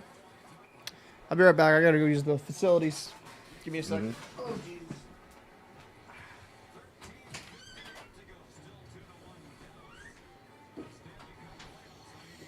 ESPN coverage is not as good as it should be. The way that they cover the way that they cover hockey is like it is not as good as they cover what you would call main sports like basketball. You know, you gotta think about it like this, right? Hockey is still a growing sport. Maybe not for us because we've been fans, so on and so forth, but for ESPN, NHL is still a growing sport for them. Whereas basketball is a very lucrative sport for them. And it's, you know, it's been a very lucrative sport for a very long time. So they cover that more in depth. Whereas hockey is very limited to what they do. Let's see. What'd you say? Who's the Rangers and Bruins' biggest rivalries? BTS, no, not for the Rangers. So let me clarify this. For any metropolitan team, you have the Rangers, the Devils, and the Islanders. We're all within like 10, 15 miles of each other, and all that means is that you don't have one, you have two rivals. The Islanders and the Devils are both extremely big rivals to each other, and vice versa. The Rangers are Islanders to the Devils, or the Devils and Rangers to the Islanders. For the Bruins, I mean, man, I would have to ask Paul on that one. I'd wait until Paul gets back to answer that one. I don't know, because I know that they hate Washington pretty much. I don't know. That was a tough one. A lot of us, all the metropolitan teams hate Philadelphia. Philadelphia is one of the just hated teams, period. Pittsburgh's in there, yeah. Pittsburgh's a big one. I mean, for Boston, you can look at the Metropolitan Division, and any one of them are considered almost rivals to Boston. It's just the proximity to how close these teams are and stuff like that can play a role. But again, Boston is Paul's team. He probably know a little bit better on what their rivals would be, because depending on the year, I guess you could have different kind of rivals. Yeah. For like I said, for like the Rangers, it's definitely the Islanders and the Devils, just because of how close we are. We literally can take the train to get to each other's facilities. So one of the questions that was asked is, who is the Bruins' rival? Montreal, Toronto, New York's even in there. But I know the Penguins actually, for a weird part in time, kind of like even relatively recently, were, you know, like the colors, the Penguins, like when the Penguins went with black and gold, that started a rivalry because of that. But yeah, I mean, our biggest rival is Montreal, just historically. Okay. Yeah, because I was asked what the Rangers' rival is, and I told them, honestly, you can't. It's not one team; it's two. At minimum, it's two. You have the Islanders and you have the Devils, because we're all literally a train ride away from each other. So, yeah, I would say Philly goes up there when they're good. I was saying Philly's a rival to everybody in the Northeast for some odd reason. Like Philly's just a hated team. Yeah, it's pretty funny. Hey, Disgruntled Husky, appreciate you popping in on Twitch. Oh, I didn't have the banner rotating like I usually did. That's my fault. But if you want to check us out on YouTube, Oh, you never? Did you ever drop the link in here? the links are down below. But check us out at the Locker Room on Locker Room YT on YouTube. Drop hockey videos every day. So let's see here. Oh, kind of back to comments. I mean, right now, Dallas is just asserting their dominance. Yeah, they're having a good game, man. Yeah, I mean, if the game continues like this, Vegas has no chance to get into this game. Nope, Vegas can't even like get good offensive possession here. It's really like Vegas. I mean, Stars are beating the Knights to the puck. Oh, You saw that little choppy stop, yeah. huh? Yeah, that's worrying, man. I'm always scared that someone's gonna pop an ACL with those moves.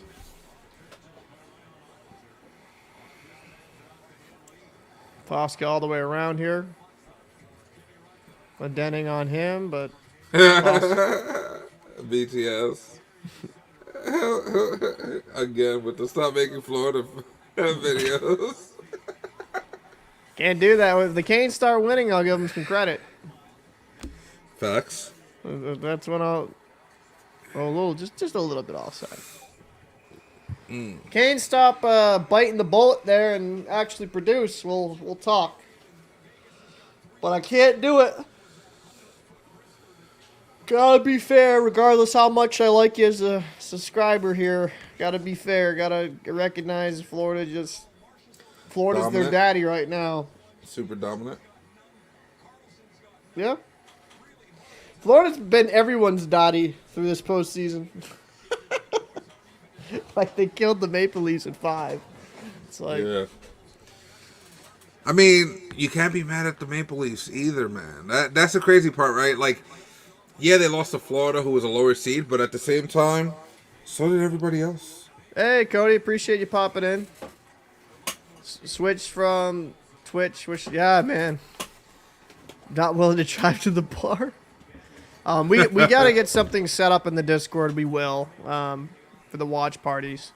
So definitely join the Discord. It's down below in the description. I didn't get a chance. I kind of woke up late, so I got to get this. I didn't get a chance to set everything up because I would need another computer kind of running it.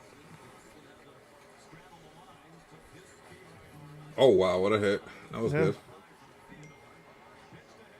Dump here. Okay, so to a previous question that was asked, I think Hardrada had asked how much a ticket was this postseason. So, like, a decent seat was $185 per seat. That's not too bad.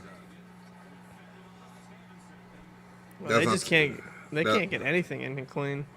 Stone here in pursuit. Domi gets the puck. Well, it seems like thus far, BTS, the Canes will be joining them. Yeah. I mean, these Florida Panthers are freaking. You know, everyone said the Canes were a wagon, but I mean, it seems like the Florida Panthers might be a freaking carnival. Like, it's crazy. So for this one, this is a question I was answering. $185. $185 is how much decent tickets were. So Smith.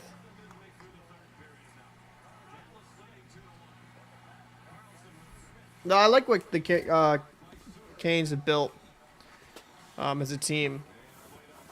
I just think they might, like, I think if Svechnikov was healthy, it'd be a different series. 100%. Like, that's the problem. They need official finishers. Yeah, I mean, Aho's good, but they need more than just him. If Svechnikov was healthy, I think they'd have a better shot. I think they would have won at least one of those games. You know what I mean? 100%. Oh, wall in front! Good save there by Oettinger.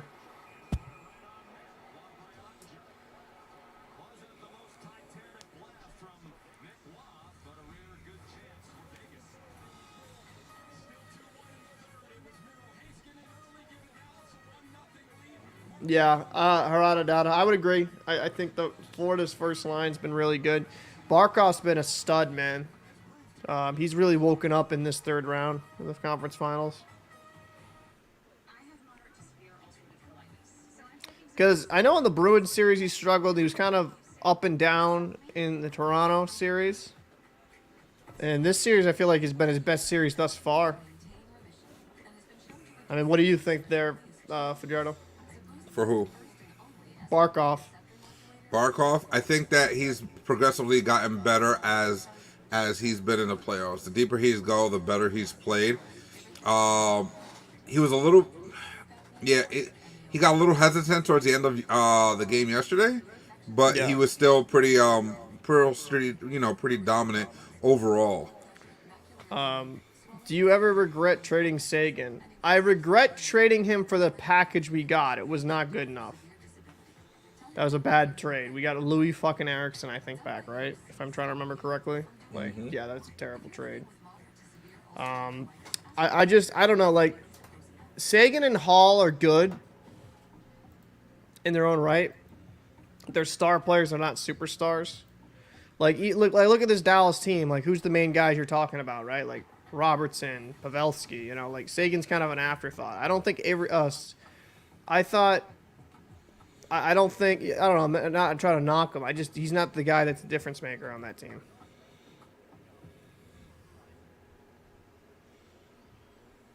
I'd actually disagree with you, BTS. I don't think it's Kachuk winning it for him. It's Pavelski. I like how you said that Matthew is winning it for y'all. Like, we're absolute Florida Panther fans.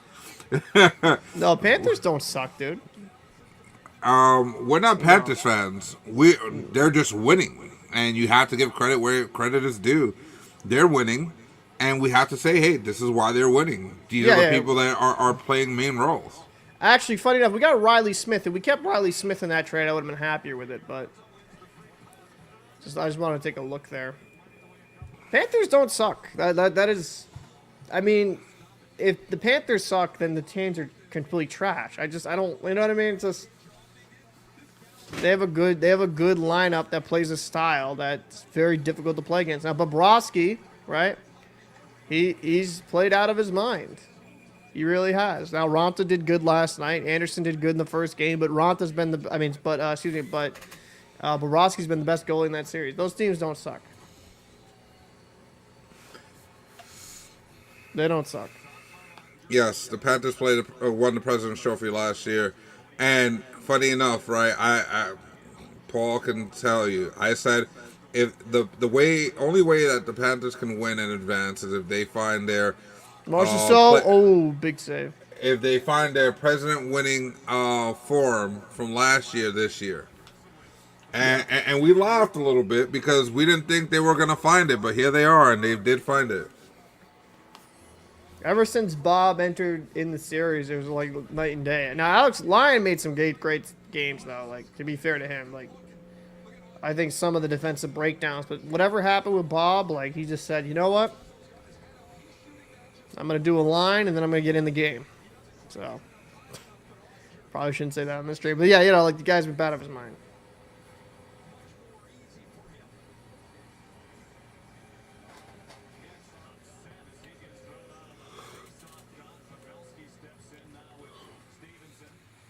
Yeah, the Canes are a good team. I think everyone's acknowledged they've missing players. The Canes are a good team regardless of their hindrances currently. They haven't had, I think, 2 or 3 of their top players, and it shows in games like yesterday and the first game. But Patches has not really played this season, though, so I don't like putting him into that category. But I think his veteran leadership is being missed, right? But he hasn't played at all. Like, at all. He played, I believe. No, he did not. He got injured on the way in. I will pull up the games, but I think he got injured late in the season, wasn't it? No, I thought he played. No, he did not. He had 5 games this season, dude. When did he play? Could have sworn 5 games this season, 3 goals, 3 assists. 3 goals on 3 points. That's all. He only played 5 games. He's been out for the whole season. He got out early. He's only played 5. Oh. So he's not been a contributor to this Carolina team at all. So he's not one. Somebody else got injured. Who's the other guy who got injured early? Svechnikov. No. I'd have to look. Pull up Cat Friendly.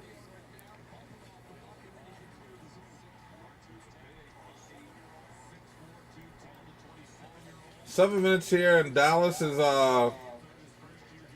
doing what they need to do. They're making this a boring game. They're taking away the excitement that is Vegas. Again, this is one of the things that if Edmonton had defense, Vegas would have struggled to get by them. But Vegas hasn't faced a defense like this throughout the playoffs. 2-1 though here. Late. Oh. Yeah, my thing went behind you for some reason. He's behind me? Yep. All right. What are you at? 12, 11, 10. I'm going to pause for 9, a second then. 8, 7. Yep, 6, 5. Okay, yep. we're good.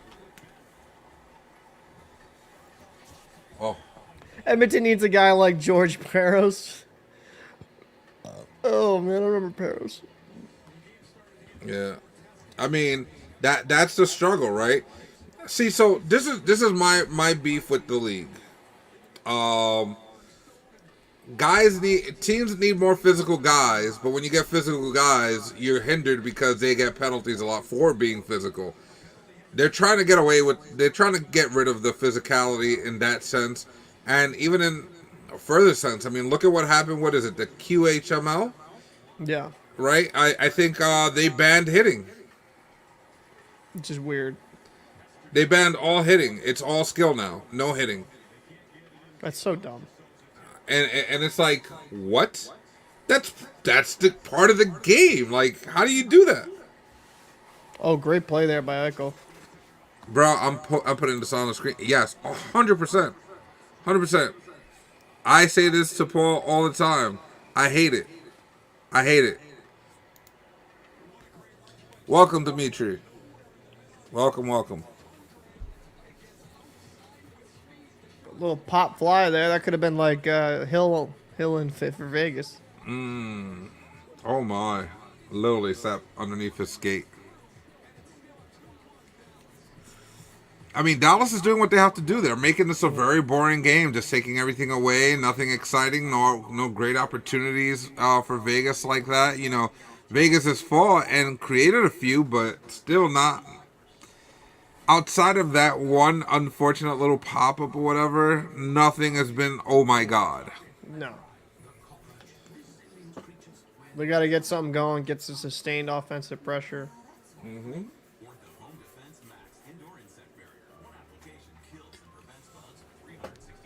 Hey, Dimitri, we're doing good. No complaints here. Now, with that being said, right? I know they had some time off, but could there be any fatigue settling in a little bit for Vegas? They had a longer drawn out series than the Stars did, didn't they? Or was it the other way around? No, because the Stars went to 7. Right, so it's the other way around. Other way around, yeah. So they should be good to go. Yeah, I don't know, but Vegas. I mean, I think Dallas is playing a little bit tighter of a game today, and that's why you're seeing such a difference. Mm-hmm. I would actually say more after that second goal, because they got the lead and now they're kind of just sitting on it. Mm-hmm.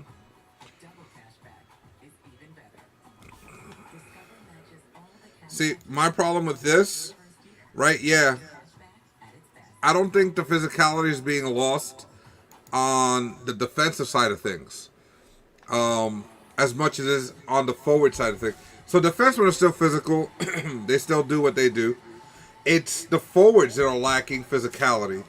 And if you don't match physicality with physicality, what do you think is going to happen? The physical side is going to win. Is the hitters are gone or they're getting more skilled? I think they're trying to take most of these hits out of the game. Yeah. Even like legal hits, in my opinion, are getting like called for penalties. Yeah, I don't like it. And I also think the technique of getting hit is gone out the door and out the window. That's why you're seeing more injuries in some cases. Point from the shot blocked. Well, because they get babied so much on their way up to the pros that when you have a pro level guy hit you, you don't know what just happened to your life.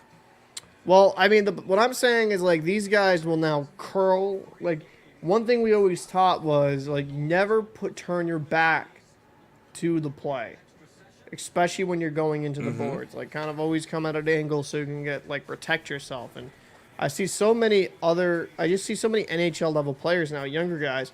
They'll curl, expose themselves, they'll get hit, and then they'll be out for like a few weeks due to a concussion.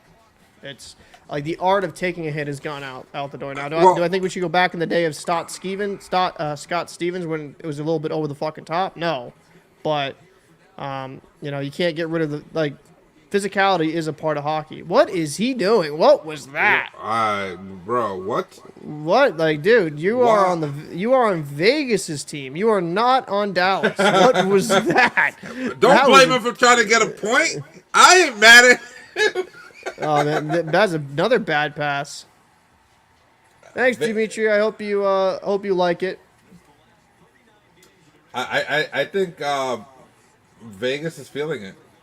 I think that what Dallas is doing is frustrating them, and now it's beginning to show a little bit on some of the players for Vegas.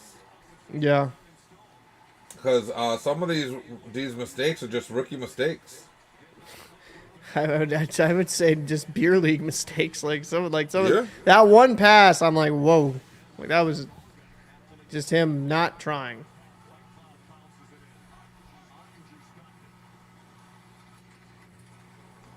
Yeah, but going back to the point that you were saying about the way Thanks that for popping in, BTS. Appreciate it. What were you saying, buddy? Sorry. About the way that we were taught when we played, is because. Like, they're not being taught, oh, don't turn your back and all that as much as it was back in our day, because those things are protected against now. Oh, almost. That was a good low shot by Carlson. That's what they got to start doing if they want to get something here. They only got about 3:30 left in the third. You're going to have to see a big surge here from Vegas if they want to tie this up so we can go to overtime again. I like how you said again. But Smith here in pursuit.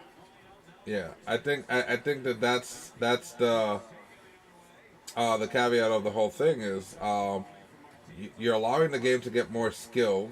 You're protecting players against things they should be aware of, instead of teaching them how to be aware of those things. You know what I mean? Yeah. Because they're telling them, oh, do the curl, do this. If someone hits you, it's going to be a penalty. Not, hey, be careful because someone may hit you here. Right? So if you're a player and you're trying to draw one, you're probably going to do that. And then, like you said, concussion 2 weeks out.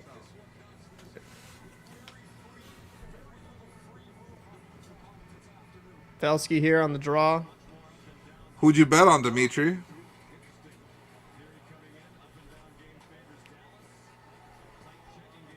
Well, these passes are bad by Vegas, man.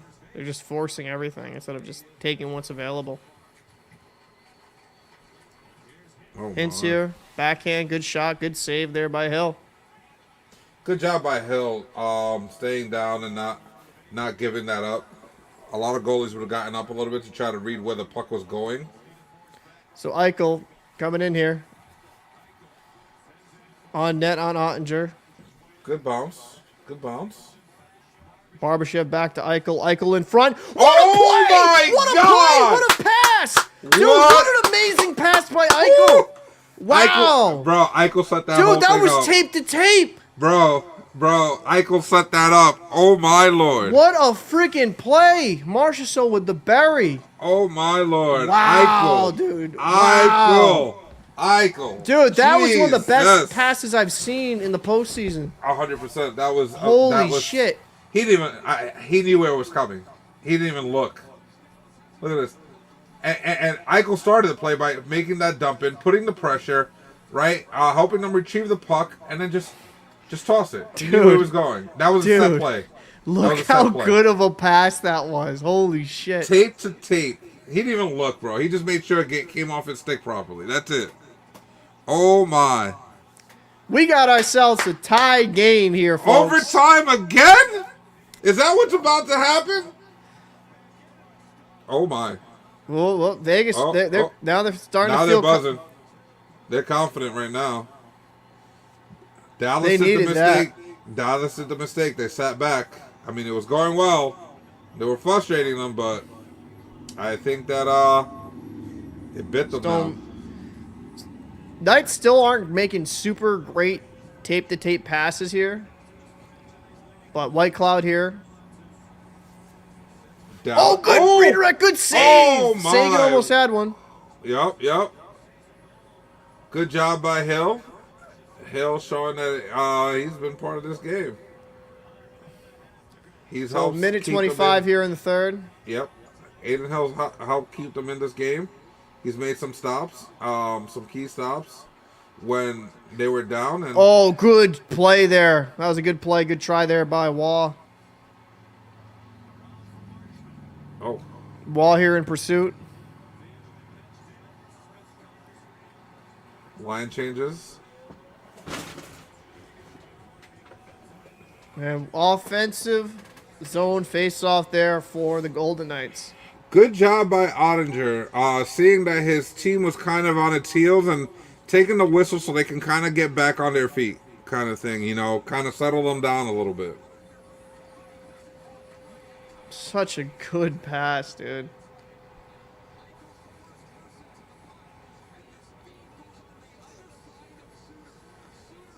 That's not on Oettinger at all. Eichel here. Tries center. Big hit. Stars coming in. Save there by Hill.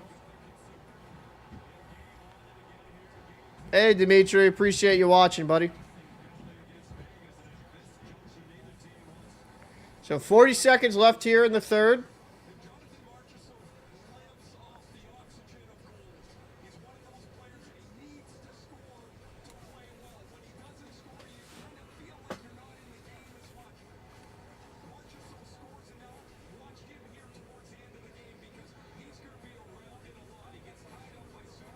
Face off, big face off here.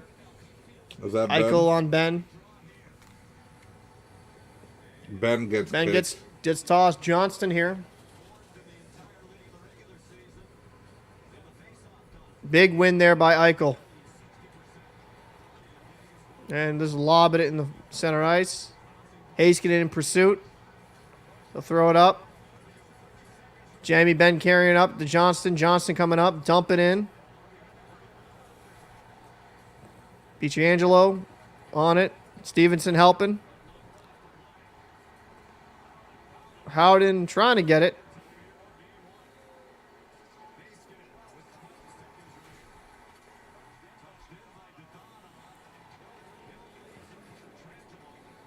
Oh, bad turnover there.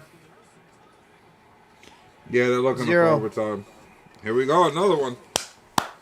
Bro, this postseason's insane. Every game is going to overtime. What is this? I mean, this conference finals, I should say. Yeah. Wow. I mean, the Stars were the better team for a while, and then Vegas just woke up there at the end. Can't rest on your laurels. Look at Chelios. Chelios is like, bro, I was on my way out the door. Why am I still here?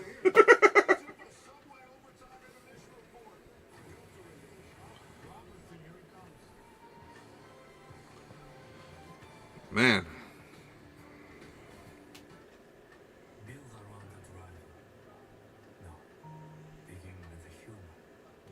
They traded Eichel.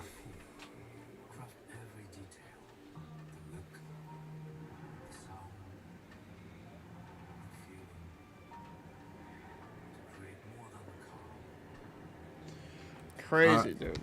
I don't even know what to say at this point, man. Yeah. I'm going to go check out my laundry. I'll be back. That's what I'm going to say. I'm going to go check out my laundry. All right, let's see. Let me, because someone asked. I think Eichel was it. He got traded, I believe. I appreciate that, Dimitri. Yeah, he got traded, right? Yeah, he got traded. Oh.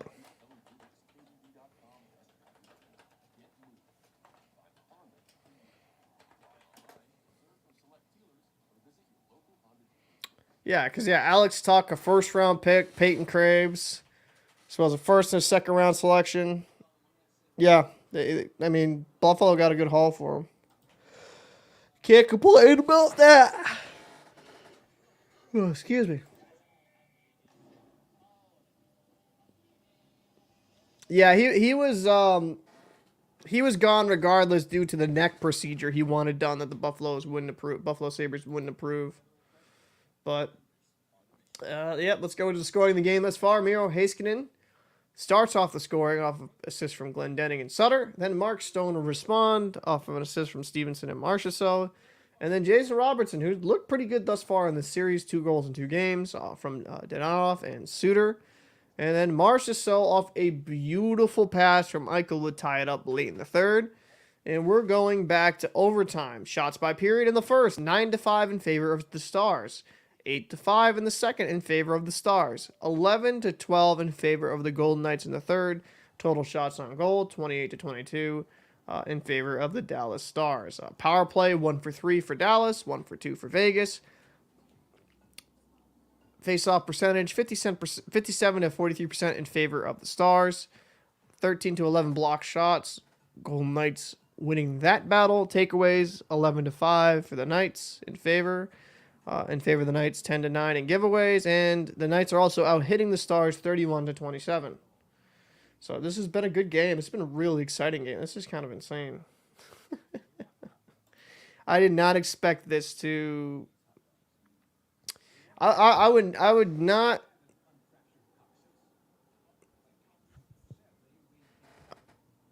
I would definitely not be surprised of. I would definitely not be surprised if all these freaking games go to the overtime at this point. It's just Jesus.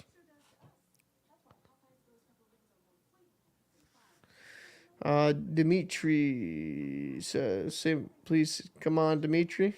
Is that the final snap play up? I can't show the plays until I do my review on the channel because I've gotten copyright hit for showing. Let's see. Stats don't mean squat if you don't capitalize on your chances and opportunities. Yeah, I would agree. I think the Stars just got too much on their heels.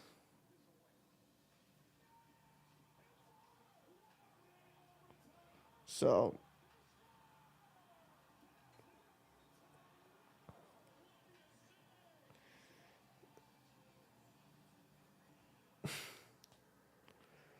let's see. We got this game is just insane, man. I have a question, guys. Do you think we will see a game that ends in regulation in these conference finals? We haven't seen it thus far. It's just none of these teams have quit in them. It's crazy.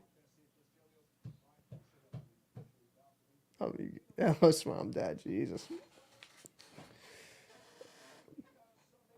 Man. So only a 10-minute break in between for overtime, which will be good. Actually, I'm gonna take a quick. Be right back in a few. I'm gonna just check on dinner real quick.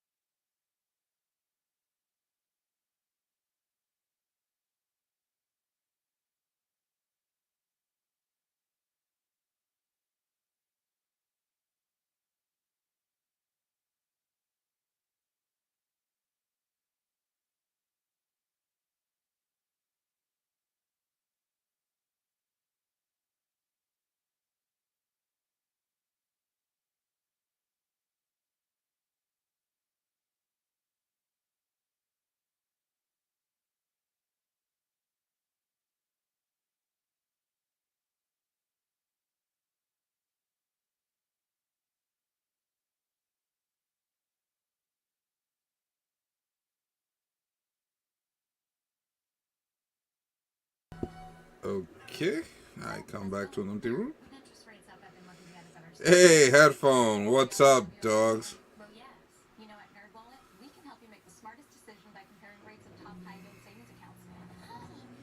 Chair stream. Facts. Facts. The chairs were streaming for a while. They do a great job. Hey, what's going on, headphone? What's going on, bro? Good to see you back.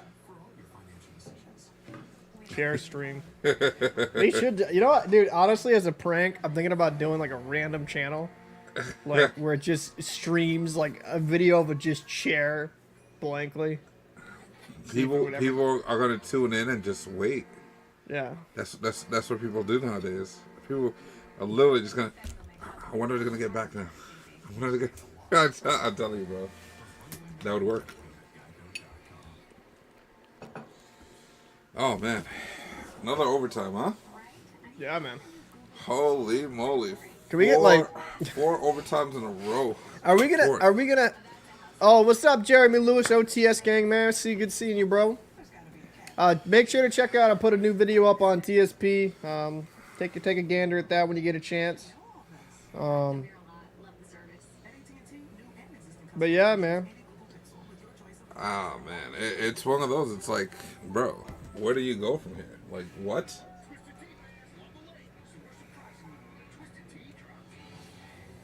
You got games tonight? No, I don't have games. Okay. Let's see. Let's see here.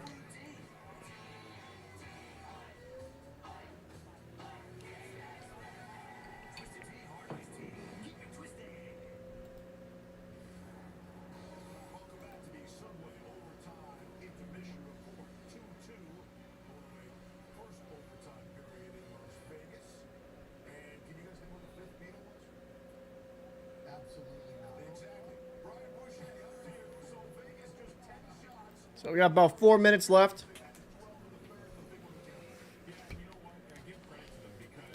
4 minutes left before overtime starts up. So we're gonna have a game that it actually ends in regulation this conference finals there. Nope. Fajardo? Nope. Why would we? Why would anybody? Why would anybody even want that? Let's be honest, right? People pay for these seats. Let them get the full, and some extra. Why not? We're in the world where you rarely ever get extras. Just take the extra while we got it. Because in a few weeks, we're going to be complaining about there being no hockey. Yeah. So, take as much hockey as possible. Regulation wins are boring. Yeah.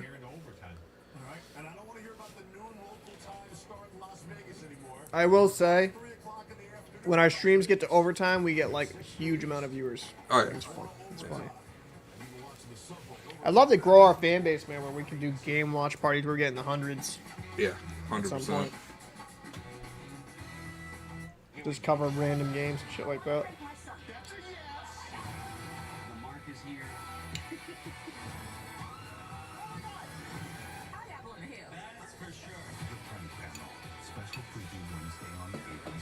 What are you eating? Sausage, sausage with pasta with some sauce. Nice. Like multi-colored pasta. Oh, yeah, gotcha. I know what you're talking Got about. veggies in it and stuff, you know. Trying to be healthy. I know which ones you're talking about. Oh, man. So let's assess with all the inflation, folks are still getting their money worth. That's funny. Mm-hmm.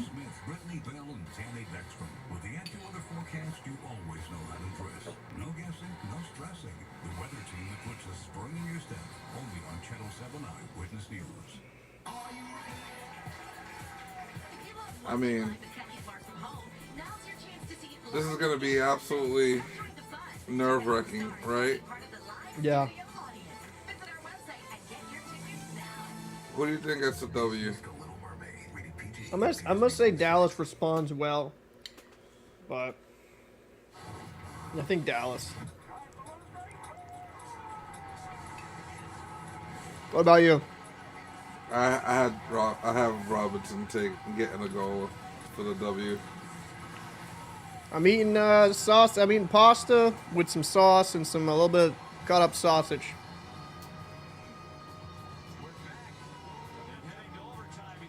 Yep. Headphones right. Disadvantage of opening Canadian markets. The Canadian dollar is worth less than the U.S. dollar, so you have to charge more for tickets, hurting ticket sales. Yep.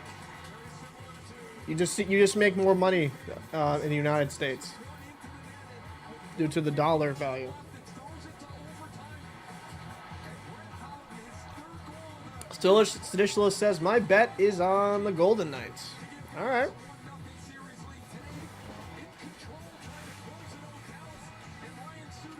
I still can't get over that filthy feed right here by Eichel. Like, oh, bro, such beauty. a nasty feed, dude. Does he have tape in the game? Because he definitely did there. Or third eye. It would actually be third eye. Yeah, third eye. He definitely has his third eye activated for sure. Woo. Not gonna lie to you boys, I'm an old man. I'm missing my afternoon nap right now. Had to pull out an energy drink. God damn. Yeah, man, so it's 6 actually, o'clock. the hockey contracts are in U.S. dollars, but they get taxed by. They have to still pay the taxes in their area. It's ridiculous. Here we go, boys. Puck drop. And Vegas wins it. Yep. 1955 on mine. Yeah. It's out at 52 right now. Yep, just 52. Yeah, we're good. Just making sure. Yes, sir.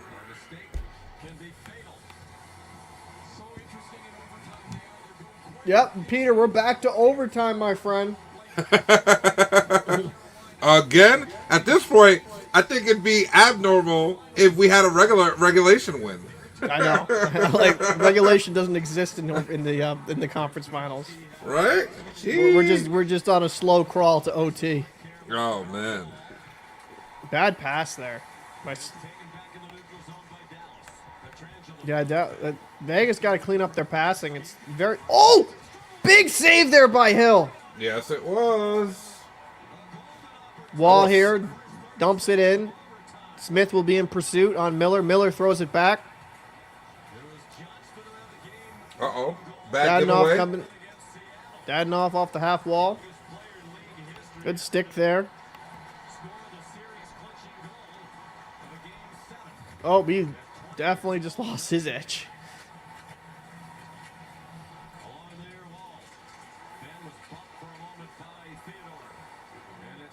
Loft up here. Oh, good loft. Good play there at the line. Stone going to be cutting across. Theodore shoots it. What a goal! Wow. Wow. Vegas gets the win. Let's go. What a play, boy. Wow. And the series dagger in the lead 2-0. Both series, the away team has taken both games. Yep. In both. Oh, I'm sorry. Vegas is home. Yeah, it's home. Sorry. Yeah, I thought Dallas. Yeah, I know. I thought Dallas was home for some odd reason. But no, hey, Vegas is doing what they had to do. They came in, they applied the pressure, kind of caught them on the heels. That's it. See, that's why you shoot for rebounds, boys. Shoot the poke. Shoot the puck. 100%. Stevenson, who took a really dumb penalty, man. That cost him at the beginning of the game. That's why you can't play with your food. That's what happened with Dallas. They got two on their heels. Like blocker save. And then Stevenson just buries home the garbage.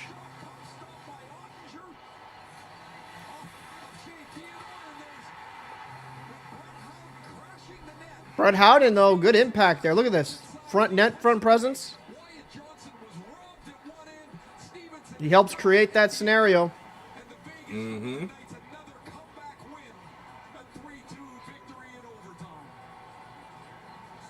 Wow. Wow, what a play. Wow. Stevenson went from the scapegoat. Yep, the scapegoat to the actual goat. That's crazy. Yeah. Wow. That's a big win. Now let me make sure my stream ain't showing highlights here.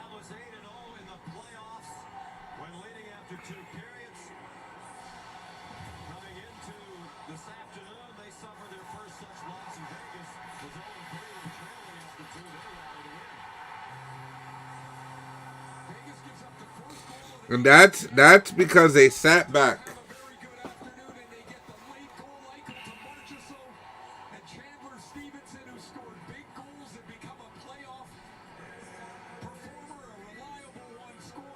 Headphone, funny enough, Vegas was not shooting the puck throughout most of the beginning of the game. So for them to come out shooting, they probably definitely listened to the coaches on this one, because we said it during the first intermission, and we even said it during the second intermission. You know, they picked up their shooting, and they should have been ahead a long time ago. A long, long time ago. We just lost Cap. He'll be back in just a second. Hold on. Yes, sir. Oh, okay. Yep, I'm still here. I'll wrap it up. I'll wrap it up.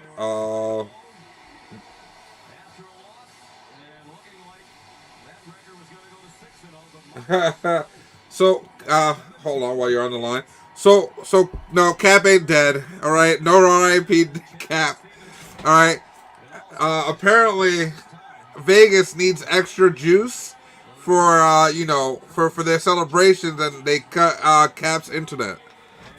Okay, so we're gonna go with that. Okay. Oh, hold on. I'm gonna put you guys on speaker. Let me mute this over here. Okay, you're on speaker. All right, well, I appreciate everyone popping in. Can they even hear me with the speaker? I hope so. Can you guys hear him?